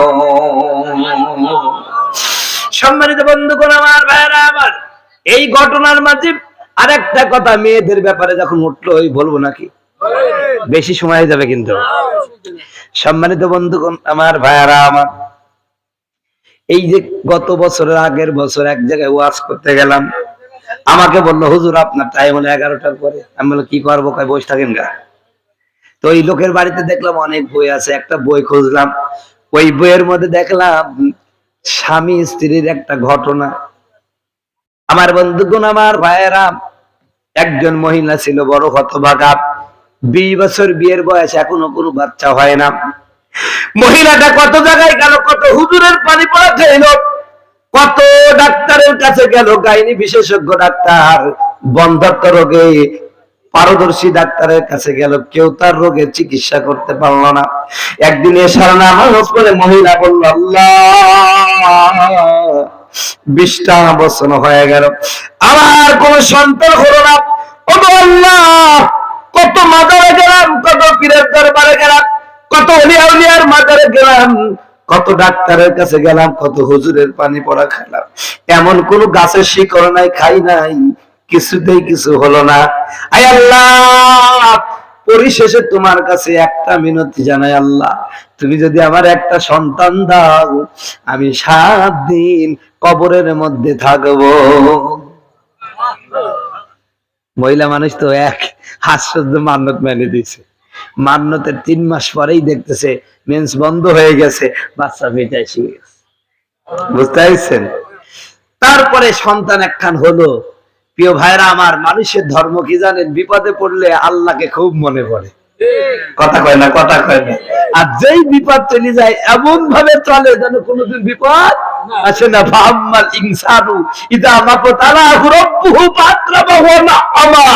মানুষকে যখন আল্লাহ পাক সচ্ছলতা দান করে তখন বলে আমার আল্লাহ কত ভালোবাসিছে, দেখো আমাকে আল্লাহ এই দিছে ওই দিছে। আর যখন উল্টা হয়, ওই আল্লাহ দেখতে পেলে না আমাকে কি করে, কথা কয় না। আল্লাহ বলছে ইন্নাল ইনসানা লিরাব্বিহি লাকানুদ, পৃথিবীর সবচেয়ে অকৃতজ্ঞ প্রাণী হলো মানুষ, তার রবের প্রতি বড় অকৃতজ্ঞ। আল্লাহ ভালো রাখলে খুব খুশি, আর পরীক্ষায় ফেলালে অখুশি, কথা কয় না কেন? তো মহিলার বাচ্চা হলো, মান্যতের কথা। এরপরে সন্তানের বয়স 18 বছর, বিয়ে দিয়ে দিছে। বিয়ের পরে সন্তান বাসর ঘর করছে। 7 দিন পরে হঠাৎ করে পাশের রুম থেকে মা জোরে জোরে কাঁদতেছেন। সন্তান আর নতুন বৌমা গিয়ে বলছে, মা গো এই গভীর রাত্রে আপনি কাঁদছেন কে? কয় বাবা কাঁদছি এই কারণে, স্বপ্নে দেখলাম একজন পাগড়ি পরা লোক এসে আমারে বলছে, কে রে বুড়ি তোর সন্তান হয়ে গেল, তুই না বলছিলি 7 দিন কবরে থাকবি, থাকবি না তো, আর 1 মাস পরে তার সন্তান মরে যাবে। কথা বুঝতে পেরেছি? এই কথা যখন বলছে, সন্তান এবার হাউ মাউ করে মায়ের পা ধরে বলছে, মা গো কেবল বিয়ে করেছি, বউটা আমার বিধবা হয়ে যাবে, তুমি দরকার হয় কবরে যা হয় তাই হোক, তুমি মান্যতা মানো, আমাকে মাইরো। কথা বুঝতে পেরেছে? সন্তান এই কান্না দেখি মা বলছে, আচ্ছা ঠিক আছে, আগামীকাল তুই একটা কবর খুঁড়িস। তো ও সকালবেলায় উঠি ধুমধাম করে কবর খুঁড়ি, মাকে গোসল টোসল করি, কবরের মধ্যে ঢোকাতেছে। কথা বুঝতে পারছেন? একটা ছোট ছিদ্র করছে।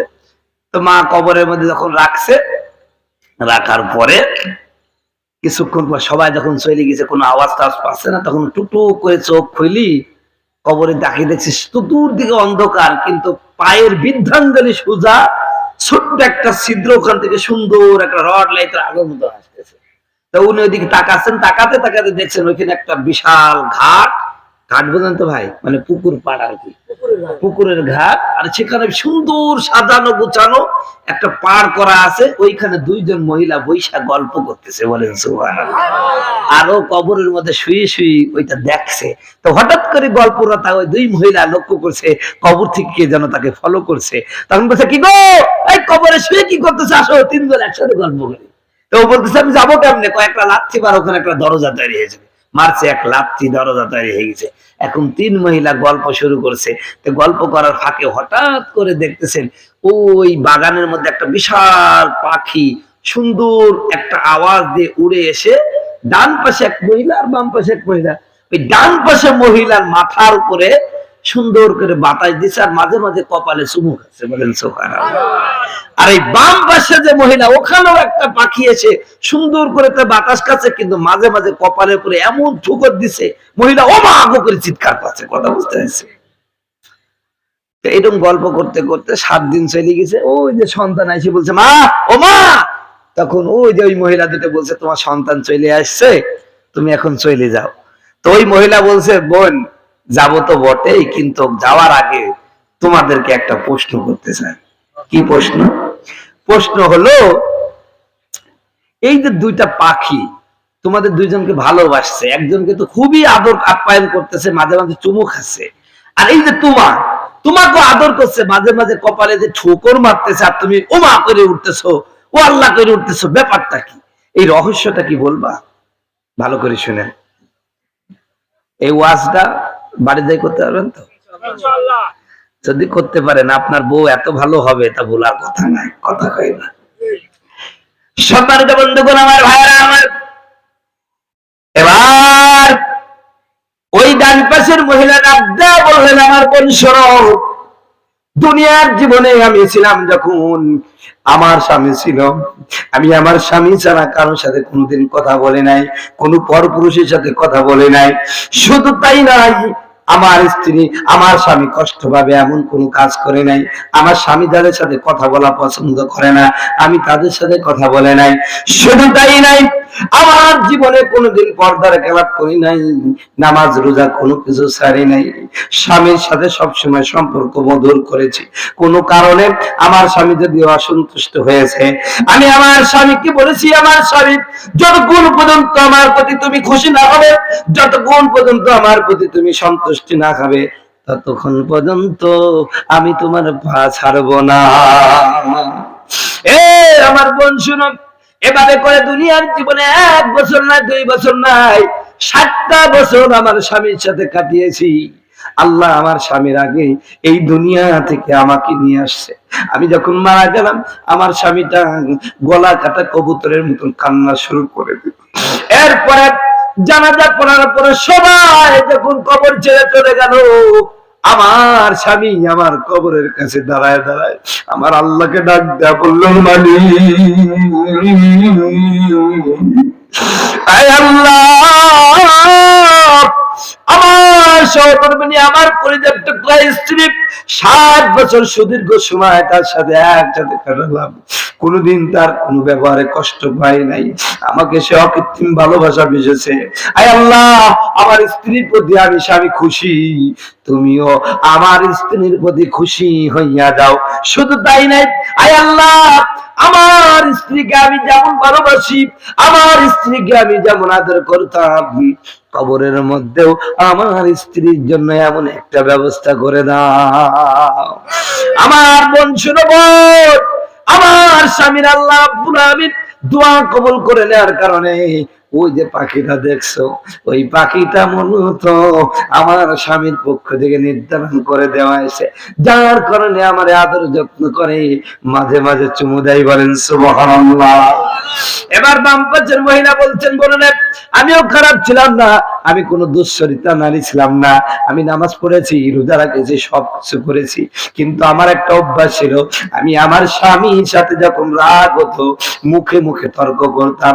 আমি যখন মারা গেলাম আমার স্বামী আমার কবরের কাছে এসে দোয়া করলেন, আল্লাহ, তার জীবদ্দশায় আমার সাথে মুখে মুখে তর্ক করেছে, তার নামাজ আছে, সব আছে, ভালো কিছু আছে, আমি তার প্রতি খুশি, কিন্তু সে যে আমার সাথে খারাপ আচরণ করলো আমি বড় খুশি না, তুমি একটু তাকে ভালো রাখার সাথে আযাবও একটু দিও। তো একটু কায়দা করি ভাই, বুঝতে পারছে?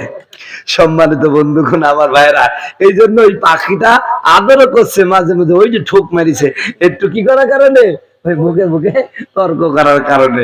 তো যাই হোক, ওই কথা শুনি চলে আসছে। এবার ওই বাম পাশের মহিলা বলছে, বন্ধু, তুই যে কবর থেকে যাবি উঠি তাজা, এই 7 দিন পরে যখন তাজা কবর থেকে যাবি, তোরে কত মানুষ দেখতে আসবে, আমার স্বামী নাম এরকম দেখতে, এরকম আসলে তুই একটু বলিস না, আমার একটু মাফ করে দিতে। জোরে বলেন সুবহানাল্লাহ। তো মহিলাটা চলে আসছে। এখন কবর থেকে 7 দিন পরে একটা মহিলা বাইসি চলে আসছে। ভাই, ওর কি আর মরিদ লাগবে নাকি? ও মরিদ তো আমি হুজুর ফতোয়া দিলে আমারই খবর হয়ে যাবে, গোস্তের টুকরা একটাও শরীরে থাকবে না। কয়, হুজুর তোমরা কিছুই করতে পারো না, মহিলা মানুষ কবর থেকে 7 দিন পর জীবিত আছে, এতই বড় ওলি আছে না?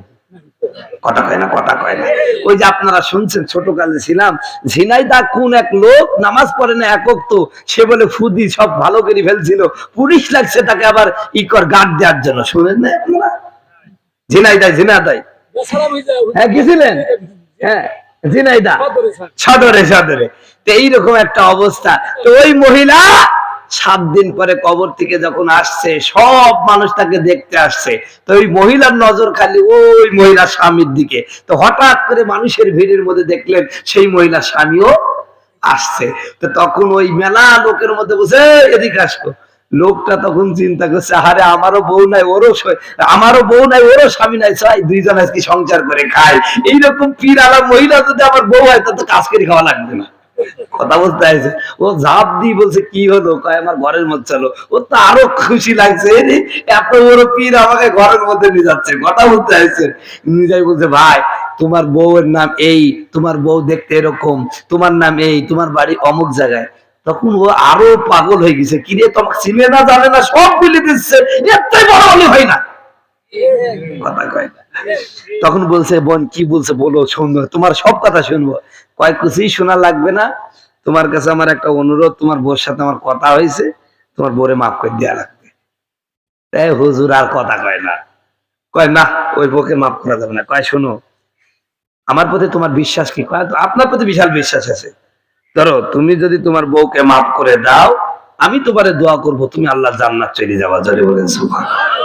তখন ওই লোক চিন্তা করলো, জান্নাতে গেলে তো বলছে, ঠিক আছে জান্নাত যেতে পারি, কিন্তু বউ যেন আমার কাছে না থাকে। কথা বুঝতে পারছেন? তো ওই মহিলা দোয়া করে দিয়েছে, ঠিক আছে তোমার বউ লাগবে না, কো ওরে মাফ করে দাও, আমি তোমার জন্য দোয়া করব, তুমি জান্নাতে যে খালি হরনি থাকবা। জোরে বলেন সুবহানাল্লাহ। তখন ও নাইসি বাইরে বেরিয়ে যায়, প্রিয় ভাইরা সবাই সাক্ষী থাকেন, আল্লাহর নামে কসম করে বলেন, আল্লাহ এই হাজার হাজার জনতা আর তোমার কাছে আল্লাহর অলিকে সাক্ষী রেখে বলতেছি, এই মুহূর্তে আমি আমার স্ত্রীকে মাফ করে দিলাম। জোরে বলেন সুবহানাল্লাহ। আল্লাহ কবুল করে নিলেন। 4-5 দিন পরে ওই মহিলা আবার স্বপ্ন দেখেন, এখন দুইজন মহিলা একই ভাবে আনন্দে আছে। বলেন সুবহানাল্লাহ।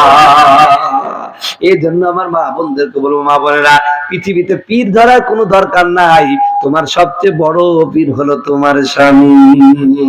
এখন এই পায়ার শুনে পা খাটা পা বোর কাছে দিদিও না, বকেও ভালোবাসালা। কথা কয় না, কথা কয় না, কথা কয় না। ওই যে বলেন, তুমি এক বিন্দু ভালোবাসা দাও, আমি এক সাগর হৃদয় দিব। ঠিক কি না? তুমি কিছুই দিবা না, ও আকর্তিক সব নিবা, তাহলে হবে নাকি? তোমাকেও 1 সাগর দিতে হবে, ও 2 সাগর দিবে। কথা কয় না কেন? কিছু লোক আছে বউ মারার উস্তাদ, এরকম বউ মারার লোক কি আছে? কারা কারা আছে তো হাত তুলে দেখাবো। একটাও তো নাই, এরা তো একটাও নাই। আরে এই এলাকায় মেয়ে দিতে হবে। আলহামদুলিল্লাহ, আল্লাহ কবুল করুক। দূর না হলে আমার 2টি মেয়ে এসে এলাকায় দিতাম। একটা তো বউ মারে না, মারে না, মারে না। হাত তুলছে দেখছেন, সব আল্লাহ রলি জান্নাত থেকে পানি চলে আইছে। কথা কয় না কেন? সম্মানিত বন্ধুগণ, এই ঘটনা কোন কাছে হয়েছিল মনে আছে তো? না না না, ওই যে তলহার স্ত্রী নাকি? এই তো ভুলি যাচ্ছে, তাহলে তো ওয়াজ হবে না। সম্মানিত বন্ধুগণ, আমার ভাইয়েরা, আমার হযরত তালহা রাদিয়াল্লাহু তাআলা বলেন, স্বামী আপনি বসেন, ওযু করে দিই। আমার ভাইয়েরা ওযু করে দিয়া নিজের পরনের কাপড়টা খুলে দিলেন। আমার ভাইয়েরা এবার হযরত তালহা কাপড়টা পরতে পরতে মসজিদের দিকে রওনা হয়েছে। পিছন দিক দিয়ে স্ত্রী ডাক দেবে না, বলেন স্বামী শোনেন তো শোনেন, খবরদার নামাজের পরে আপনি যেন জিকির করেন, লা ইলাহা ইল্লাল্লাহ, লা ইলাহা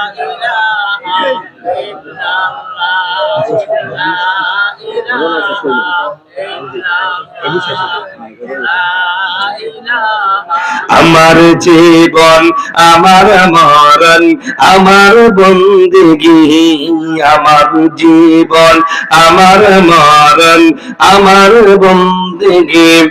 ইয়া ইলাহি কবুল করো, ইয়া ইলাহি কবুল করো আমার বন্দেগী, আমার জীবন আমার মরণ আমার বন্দেগী। লা ইলাহা ইল্লাল্লাহ, আল্লাহ আল্লাহ আল্লাহ, ইল হুকমু ইল্লা লিল্লাহ, লা ইলাহা ইল্লাল্লাহ, মুহাম্মাদুর রাসূলুল্লাহ। আল্লাহু আল্লাহ, আল্লাহু আল্লাহ, লা ইলাহা ইল্লাল্লাহ, মুহাম্মাদুর রাসূলুল্লাহ সাল্লাল্লাহু আলাইহি ওয়াসাল্লাম। সম্মানিত বন্ধুগণ, আমার ভাইরা, হযরত তালহার স্ত্রী পিছন দিকে ডাক দেবে, প্রায় স্বামী নামাজের পরে বেশি দেরি করবেন না, তাড়াতাড়ি বাড়িতে চলে আসবেন, কারণ আপনি ফেরত আসলে ওই কাপড়টা পরে আমি ফজরের নামাজ আদায় করব। বলেন সুবহানাল্লাহ। আমার ভাইরা, হযরত তালহা সবার পিছনে গিয়া পিছনের কাতারে দাঁড়ালেন, কারণ রাসূলের সামনের দিকে আসা চলে আসা বেয়াদবি হবেন, এই জন্য পিছনে দাঁড়ায়। আমার ভাইরা, সাহাবীরা লক্ষ্য করলেন কয়েকদিন ধরে হযরত তালহা সবার পিছনে নামাজে যায়, সবার আগে মসজিদ থেকে বের হয়ে যায়। মুনাফিকের অনেকগুলো আলামত আছে, তার মধ্যে একটি আলামত হলো মুনাফিক যারা নামাজে সবার পিছনে যায়, তারা মুনাফিক, ওরা নামাজে সবার আগে মসজিদ থেকে বের হয় যারা। আমার ভাইরা, সাহাবীরা বলা শুরু করে দিল, না ফাঁকা তালহা, তালহা মুনাফিক হয়ে গেছে, তালহা মুনাফিক হয়ে গেছে। এই কথাটা চলে গেল এক কান দোকান হতে হতে আমার নবীর কর্ণকোণায় পৌঁছায় গেল। আমার নবী শুনে বড় ব্যথা পেলেন। একদিনের ঘটনা, নবীজি নামাজ শেষ করার পরে ডাক দেয়া বলেন, আমার সাহাবীরা শুনতে পেলেন, তোমরা আমার তালহার ব্যাপারে ব্যাড কমেন্ট করো, খারাপ মন্তব্য করো, তোমরা তালহাকে তোমরা মুনাফিক বলেছো, তোমরা তালহা সম্পর্কে কি জানো না? শোনো না, আমার তালহা সাধারণ কোন সাহাবী না, আমার তালহা হলো বদরের সাহাবী। আর বদর যুদ্ধের সাহাবীদের ব্যাপারে আমার আল্লাহ কোরআনে বলেছে, রাদিয়াল্লাহু আনহুম ওয়া রাদু আন, আল্লাহ ওদের প্রতি রাজি, ওরাও আমার আল্লাহর প্রতি রাজি। চিৎকার দিয়ে বলেন সুবহানাল্লাহ। সুতরাং আমার চলে সব আর আমার তালহার ব্যাপারে কোন ব্যাড কমেন্ট করবা না, খারাপ মন্তব্য করবা না। আগামী কাল আমার তালহা যখন নামাজে আসবে, আমার সালাম খানা পৌঁছায় দেবা, আমি একান্তে আমার তালহার মনের কথাগুলো শুনবো। সম্মানিত ভাইরা আমার, পরের দিন হযরত তালহা নামাজে দাঁড়ালেন। নবীজি যখন সালাম ফিরালো, হযরত তালহা স্ত্রী নামাজের জন্য অপেক্ষা করছেন, রওনা হয়েছেন, বাড়িতে যাবেন। পিছন দিক দিকে একজন সাহাবী হযরত তালহার কাপড়টা ধরে টান দিয়ে বললেন, ও তালহা, আজ বাড়িতে যাওয়া যাবে না, নবীজি তোমার সাথে একান্তে কথা বলবে, নবীজি তোমারে সালাম দিয়েছে। আল্লাহর নবীর সালাম ছেড়ে দেব সাহাবী তালহা এক মুহূর্ত একটা পায়ের জন্য সামনে আগালেন না। মসজিদের এক কোনায় গিয়ে ভদ্র ছেলের মতন তাশাহুদের শুনতে বসে গেলেন। আমার নবী দোয়া দরুদ পাঠ করার পরেই সাহাবীদেরকে বললেন, আমার সাহাবীরা সবাই মসজিদ থেকে বের হয়ে যাও, আমার আবু বকর, ওমর, ওসমান, আলী ছাড়া কেউ থাকতে পারবে না। সবাইকে বের করে দেয়া আল্লাহর নবী মুহাম্মদ রাসূলুল্লাহ তালহার কাছে রওনা হয়ে গেল। তালহাকে ডাক দেয়া বলেন, তালহা শুনতে নামাজ সবার পিছনে আছো, সবার আগে মসজিদ থেকে বের হয়ে যাও। কি ব্যাপার, কি ব্যাপার, তোমার কি আমার দরবারে বসতে ভালো লাগে না? আমার কথাগুলো শোনো, তোমার কি মন চায় না? কেন তুমি আমাকে সময় দাও না? কেন দ্রুত মসজিদ থেকে বের হয়ে যাও? তাহলে কাঁদে, চোখের পানি ছেড়ে দিয়ে কাঁদে আর বলে, ইয়া রাসূলুল্লাহ, ইয়া হাবিবাল্লাহ, কেন আপনার প্রতি মন থাকবে না? কেন আপনার কাছে বসবো না? হুজুর, আমার মন চায় সব সময় আপনার দরবারে বসে থাকি, কিন্তু দরিদ্রতা আমাকে এমন ভাবে আঁকড়িয়ে ধরেছে, দরিদ্রতা আমাকে এমন ভাবে আঘাত করেছে। ইয়া রাসূলুল্লাহ, ইয়া রাসূলুল্লাহ, আমি বড় অভাবী হয়ে পড়েছি, যার কারণে সময় দিতে পারেনি। আমার নবী ডাক দেয়া বললেন, আমার তালহা শুনতে পেলাম নামাজে সবার পিছনে আসো, আগে বের হয়ে যাও, ব্যাপারটা কি, ব্যাপারটা কি? হযরত তালহা ডাক দেয়া বলে, ইয়া রাসূলুল্লাহ, ইয়া হাবিবাল্লাহ, কি করে বলি আপনাকে, আমার বড় লজ্জা হয়, আমার বড় লজ্জা হয়। আমার নবী ডাক দেয়া বলেন, কি হয়েছে বলো না? হযরত তালহা বলেন, ইয়া রাসূলুল্লাহ, এই যে আমার পরনে যে চাদরখানা দেখছেন, এই চাদর ছাড়া দ্বিতীয় কোনো চাদর ঢাকার মতন চাদর আমার বাসায় নাই। হুজুর, বিলাল যখন আযান দেয়, আমি আমার স্ত্রীর পরন থেকে এই চাদরখানা খুলে নিয়ে আপনার পিছনে নামাজ পড়ি। হুজুর গো, আপনি যখন সালাম ফিরায়া দেয়, আমি দ্রুত বাড়িতে চলে গিয়ে চাদরখানা খুলে দিই, আমার স্ত্রী চাদরখানা পরে নামাজ পড়ে। আল্লাহর নবী তো চোখের পানি ছেড়ে দিয়ে কাঁদতে আর বললেন, হে আমার সাহাবীরা, আমার তালহা এমন দরিদ্রতার মধ্যে বসবাস করার পর নামাজের প্রতি যে হেফাজত করলো, নামাজকে যে সহযোগিতা করলো, নামাজের প্রতি যে যত্নবান হলো, আমি নবীর কলিজা ঠান্ডা হয়ে গেছে। সাথে সাথে দু হাত তুলে আমার নবী দোয়া করেন, আয় আল্লাহ, নামাজের জন্য আমার তালহা যা করলো, আমি নবীর কলিজা ঠান্ডা হয়ে গেছে, তুমিও খুশি হয়ে যাও। আমার আল্লাহ সাথে সাথে জিবরিলকে পাঠায় দেয়া বললেন, হ্যাঁ জিবরিল, জানায় দাও আমার নবীকে শোনায় দাও, তলার নামাজে আমি বড় খুশি, তারে এই দুনিয়ায় জান্নাতের সুসংবাদ দিয়া দাও। সম্মানিত বন্ধুগণ, আমার ভাইয়েরা আমার, এখন আমি আপনাদেরকে প্রশ্ন করতে চাই, ও পটুয়াখালীর মুসলমানেরা, কিয়ামতের ময়দানে আপনি যদি বলেন হুজুর ও গো আল্লাহ, আমি বড় অভাবী, আমি বড় অভাবী, আমার চেয়ে কেউ অভাবী নাই, আমি অভাবের কারণে ক্ষুধার যন্ত্রণায় মানুষের ধারে ধারে কাজ করতে গিয়ে নামাজ পড়তে পারে নাই, আপনার বিরুদ্ধে যদি তলহাকে দাঁড় করায় দেয়, বলেন তো জবাবদার আছে নাকি? আরো জোরে বলে আছে নাকি? নাই। এই জন্য আমার বন্ধুগণ, আমার ভাইয়েরা, আমি আপনাদের প্রতি উদাত্ত আহ্বান জানাবো, যে আয়াতটা ধরেছিলাম পুরাটা শেষ করতে গেলে এখন অনেক সময় লাগবে, রাত্র গভীর হয়ে যাচ্ছে, আমার পরেও একজন আছেন, আমি আপনাদের কাছে নতুন আসলাম ভাই।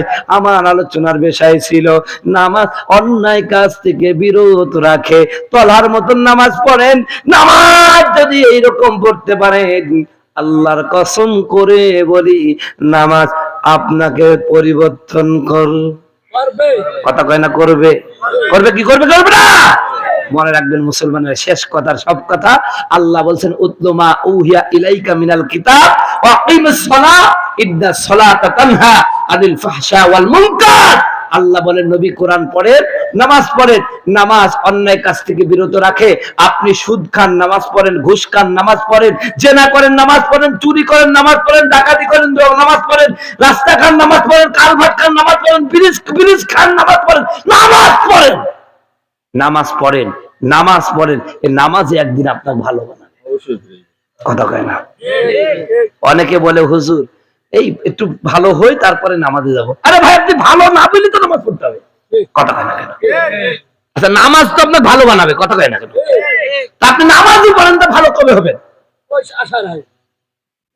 আপনি ভালো না, এই জন্যই তো নামাজ পড়তে হবে। যেদিন নামাজ হয়ে যাবে সেদিন আপনি ভালো হয়ে যাবেন। কথা কয় না? বোঝাতে পারি নাই মনে হয়। আল্লাহ বলছে তুমি নামাজ করো, নামাজ অন্যায় কাজ থেকে বিরত রাখবে। আপনি এখন সুদ খাচ্ছেন, খান, সমস্যা নাই, সুদ খাই নামাজ পড়েন। একদিন এ নামাজ আপনাকে ভালো বানাবে। কিরকম ভাবে?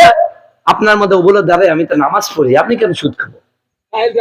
এই যেদিন এই কথাটা বলতে পারবেন, এই শুনেন, যেদিন আপনি এই কথাটা বলতে পারবেন সেদিনই বুঝতে হবে আপনার নামাজ কি হয়ে গেল। এই যে আজকে হলো, আজকে হলো। যেদিন আপনি ভালো হয়ে গেলেন সেদিন আপনার নামাজটা কি হলো। আর যারা নামাজ না পড়ি ভালো হবে, ও চিটার।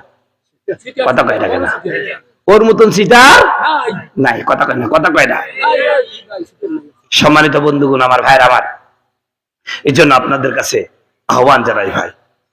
তো সূরা আনকাবুতের কয় নম্বর আয়াত আলোচনা করলাম? 45 নম্বর আয়াতটা আবার অর্থ করে দিই। আল্লাহ পাক বলছেন, হে নবী কোরআন পড়েন। কি পড়েন?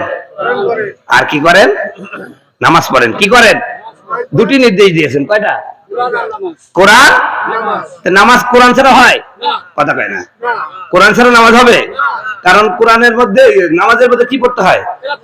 কেরাত পড়া। কি কেরাতটা? কি সূরা ফাতিহা, সূরা ফাতিহার সাথে আরেকটা সূরা পড়া, সবই তো কেরাত। তাহলে কোরআন লাগবে। নামাজ হতে হলে কয়টা জিনিস লাগবে? নামাজ হতে হলে কোরআন লাগবে। আল্লাহ পাক বলছেন নামাজ পড়ো, কোরআন পড়ো, নামাজ পড়ো, কোরআন পড়ো। আল্লাহ, এখন আপনি বলতে পারেন হুজুর আল্লাহ কেন আমি নামাজ পড়বো, কেন কোরআন পড়বো? আল্লাহ বলছেন তোমাকে তো ভালো হতে হবে। তোমাকে কি হতে হবে? ভালো হতে হবে। ইন্না সালাতা তানহা আনিল ফাহশাল মুনকার। তোমাকে ভালো হতে হবে, আর ভালো হতে হলে নামাজ পড়তে হবে, কোরআন পড়তে হবে। এই নামাজ তোমাকে ভালো বানাবে। কথা বলেন। ও ভাই, আপনাদের জ্বর হয় না? জ্বর হলে বগলের মধ্যে কি দেয়? থার্মোমিটার দেয়।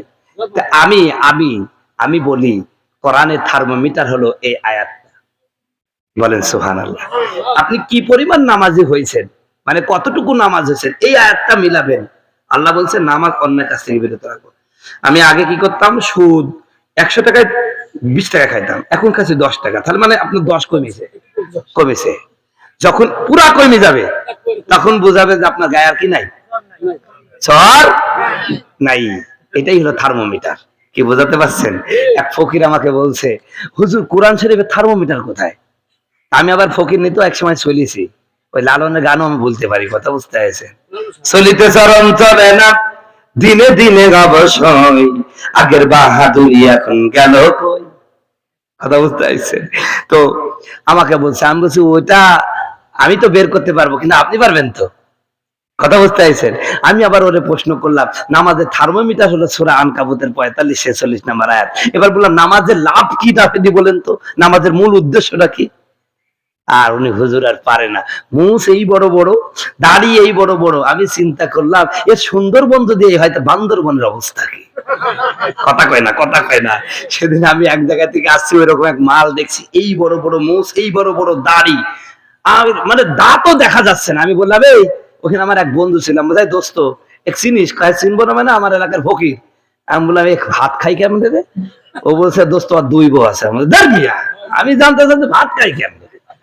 কয় দোস্ত তুই ধর্মিয়া করছিস কেন? ওর এক বউ মুছ উঁচু করে ধরে আর একটা ঢোকা। কথা বুঝতেছে? তা আমি বললাম যে দোস্ত এক বউ ঢোকা দেয় আর এক বউ উঁচু করে ধরে, কিন্তু এ যদি ডাল খায় আর যদি না ধয় তো তুই তো মনে হবে যে আমার ছেলের কি যেন হাগু। কথা কয় না, কথা কয় না, কথা কয় না ওরা। আমি একদিন এক ফকিরকে বলছি, আচ্ছা আপনারা এই মুছ এত বড় রাখার হাদিস পেলেন? কয় ওসিলা বাল বাদানা। কথা কয় না, ওসিলা বাল বাদানা। আমি বললাম বাল তো এটা আরবি শব্দের অত বরং। কথা কয় না, তুমি এই বাংলার মধ্যে ঢুকাইছো কেন? কথা বুঝতে পেরেছেন? মানে দত্তমুখার ফাজলামি ওদের মধ্যে, না কোনো এলেম আছে না পাকসাপ আছে। একদিন এই লালনের মাজারে গেছি, এক লোক দেখছি এই বিরাট জটমট এরকম বসে আছে। আমি বললাম, আর গাদি বক বক করে গন্ধ বাড়াচ্ছে। আমি আবার ওই মাদ্রাসায় পড়ি, সেই লালনের পাশে একটা মাদ্রাসা আছে, ওই মাদ্রাসায় পড়তাম আর ক্রিকেট খেলতাম হচ্ছে লালনের মাজারে, কুষ্টিয়া জেলায়। ওই পাশে এক মাদ্রাসা আছে, ওই মাদ্রাসায় পড়তাম আর লালনের মাজারে ক্রিকেট খেলতাম। কথা বুঝতে পারছেন? বিকাল বেলায় তো এক দেখছি ওইরকম এক পীর ওইরকম বসে আছে। আপনারা আবার গিবত মনে করেন, এই গিবত করা ফরজ, কারণ তুমি এত বড় মুছ রাখবা, নামাজ পড়বে না, কিছু না, আর গিবত বলি ফতোয়া দিবা, মানে এই সমস্ত শয়তানদের কথা বলতে হবে না। কথা বলেন না? সম্মানিত বন্ধুগণ আমার, না বলছে কিটা তো ভাই। তো আমি বললাম যে আমি আবার একটু মানে একটু চালাক দিলাম না ভাই, আপনার তো দেখি বিশাল বড় পীর হয়েছে, মুরিদ কত আছে? কয় প্রায় 10,000। আপনার 10,000 মুরিদ আছে, তা আপনার শরীর থেকে গন্ধ বাড়াচ্ছে, আপনার কি? আমি বললাম যে আপনি কি গোসল টোসল করেন? তা বলছে না আমি গোসল টোসল করিনি, ওই পানি আর আমি ঠেকাইনি। আমি বলছি তাহলে আপনি যখন পায়খানা করেন তখন কি করেন? তখন আমার কি বলছেন, হুজুর যেই পানি পানি করে কারবালার ময়দানে হুসাইন মারা গেল, আমি ওই পানি ওইখানে ঠেকাইনি।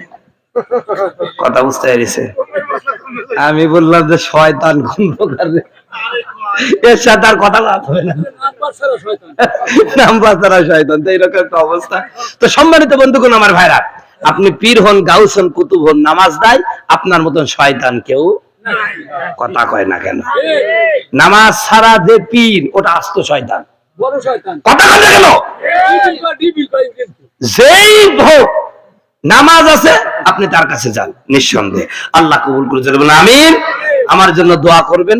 সম্মানিত ভাইরা, মাওলানা নুরুল আমিন কুষ্টিয়া বলে ইউটিউবে সার্চ দিলে আমার ওয়াজ পাবেন। প্রতিটা ওয়াজে আমার নাম্বার দেওয়া আছে, সেখান থেকে আপনারা ফোন করতে পারেন যদি মনে করেন।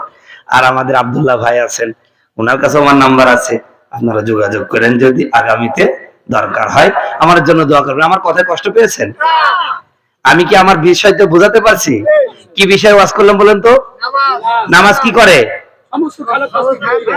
এই কথাটা কি বোঝাতে পারছি? আল্লাহ কবুল করছে, আমিন। আসসালামু আলাইকুম ওয়া রাহমাতুল্লাহ। নাম্বার পরে নেই, হুজুর আছে, বসে আছে। 01753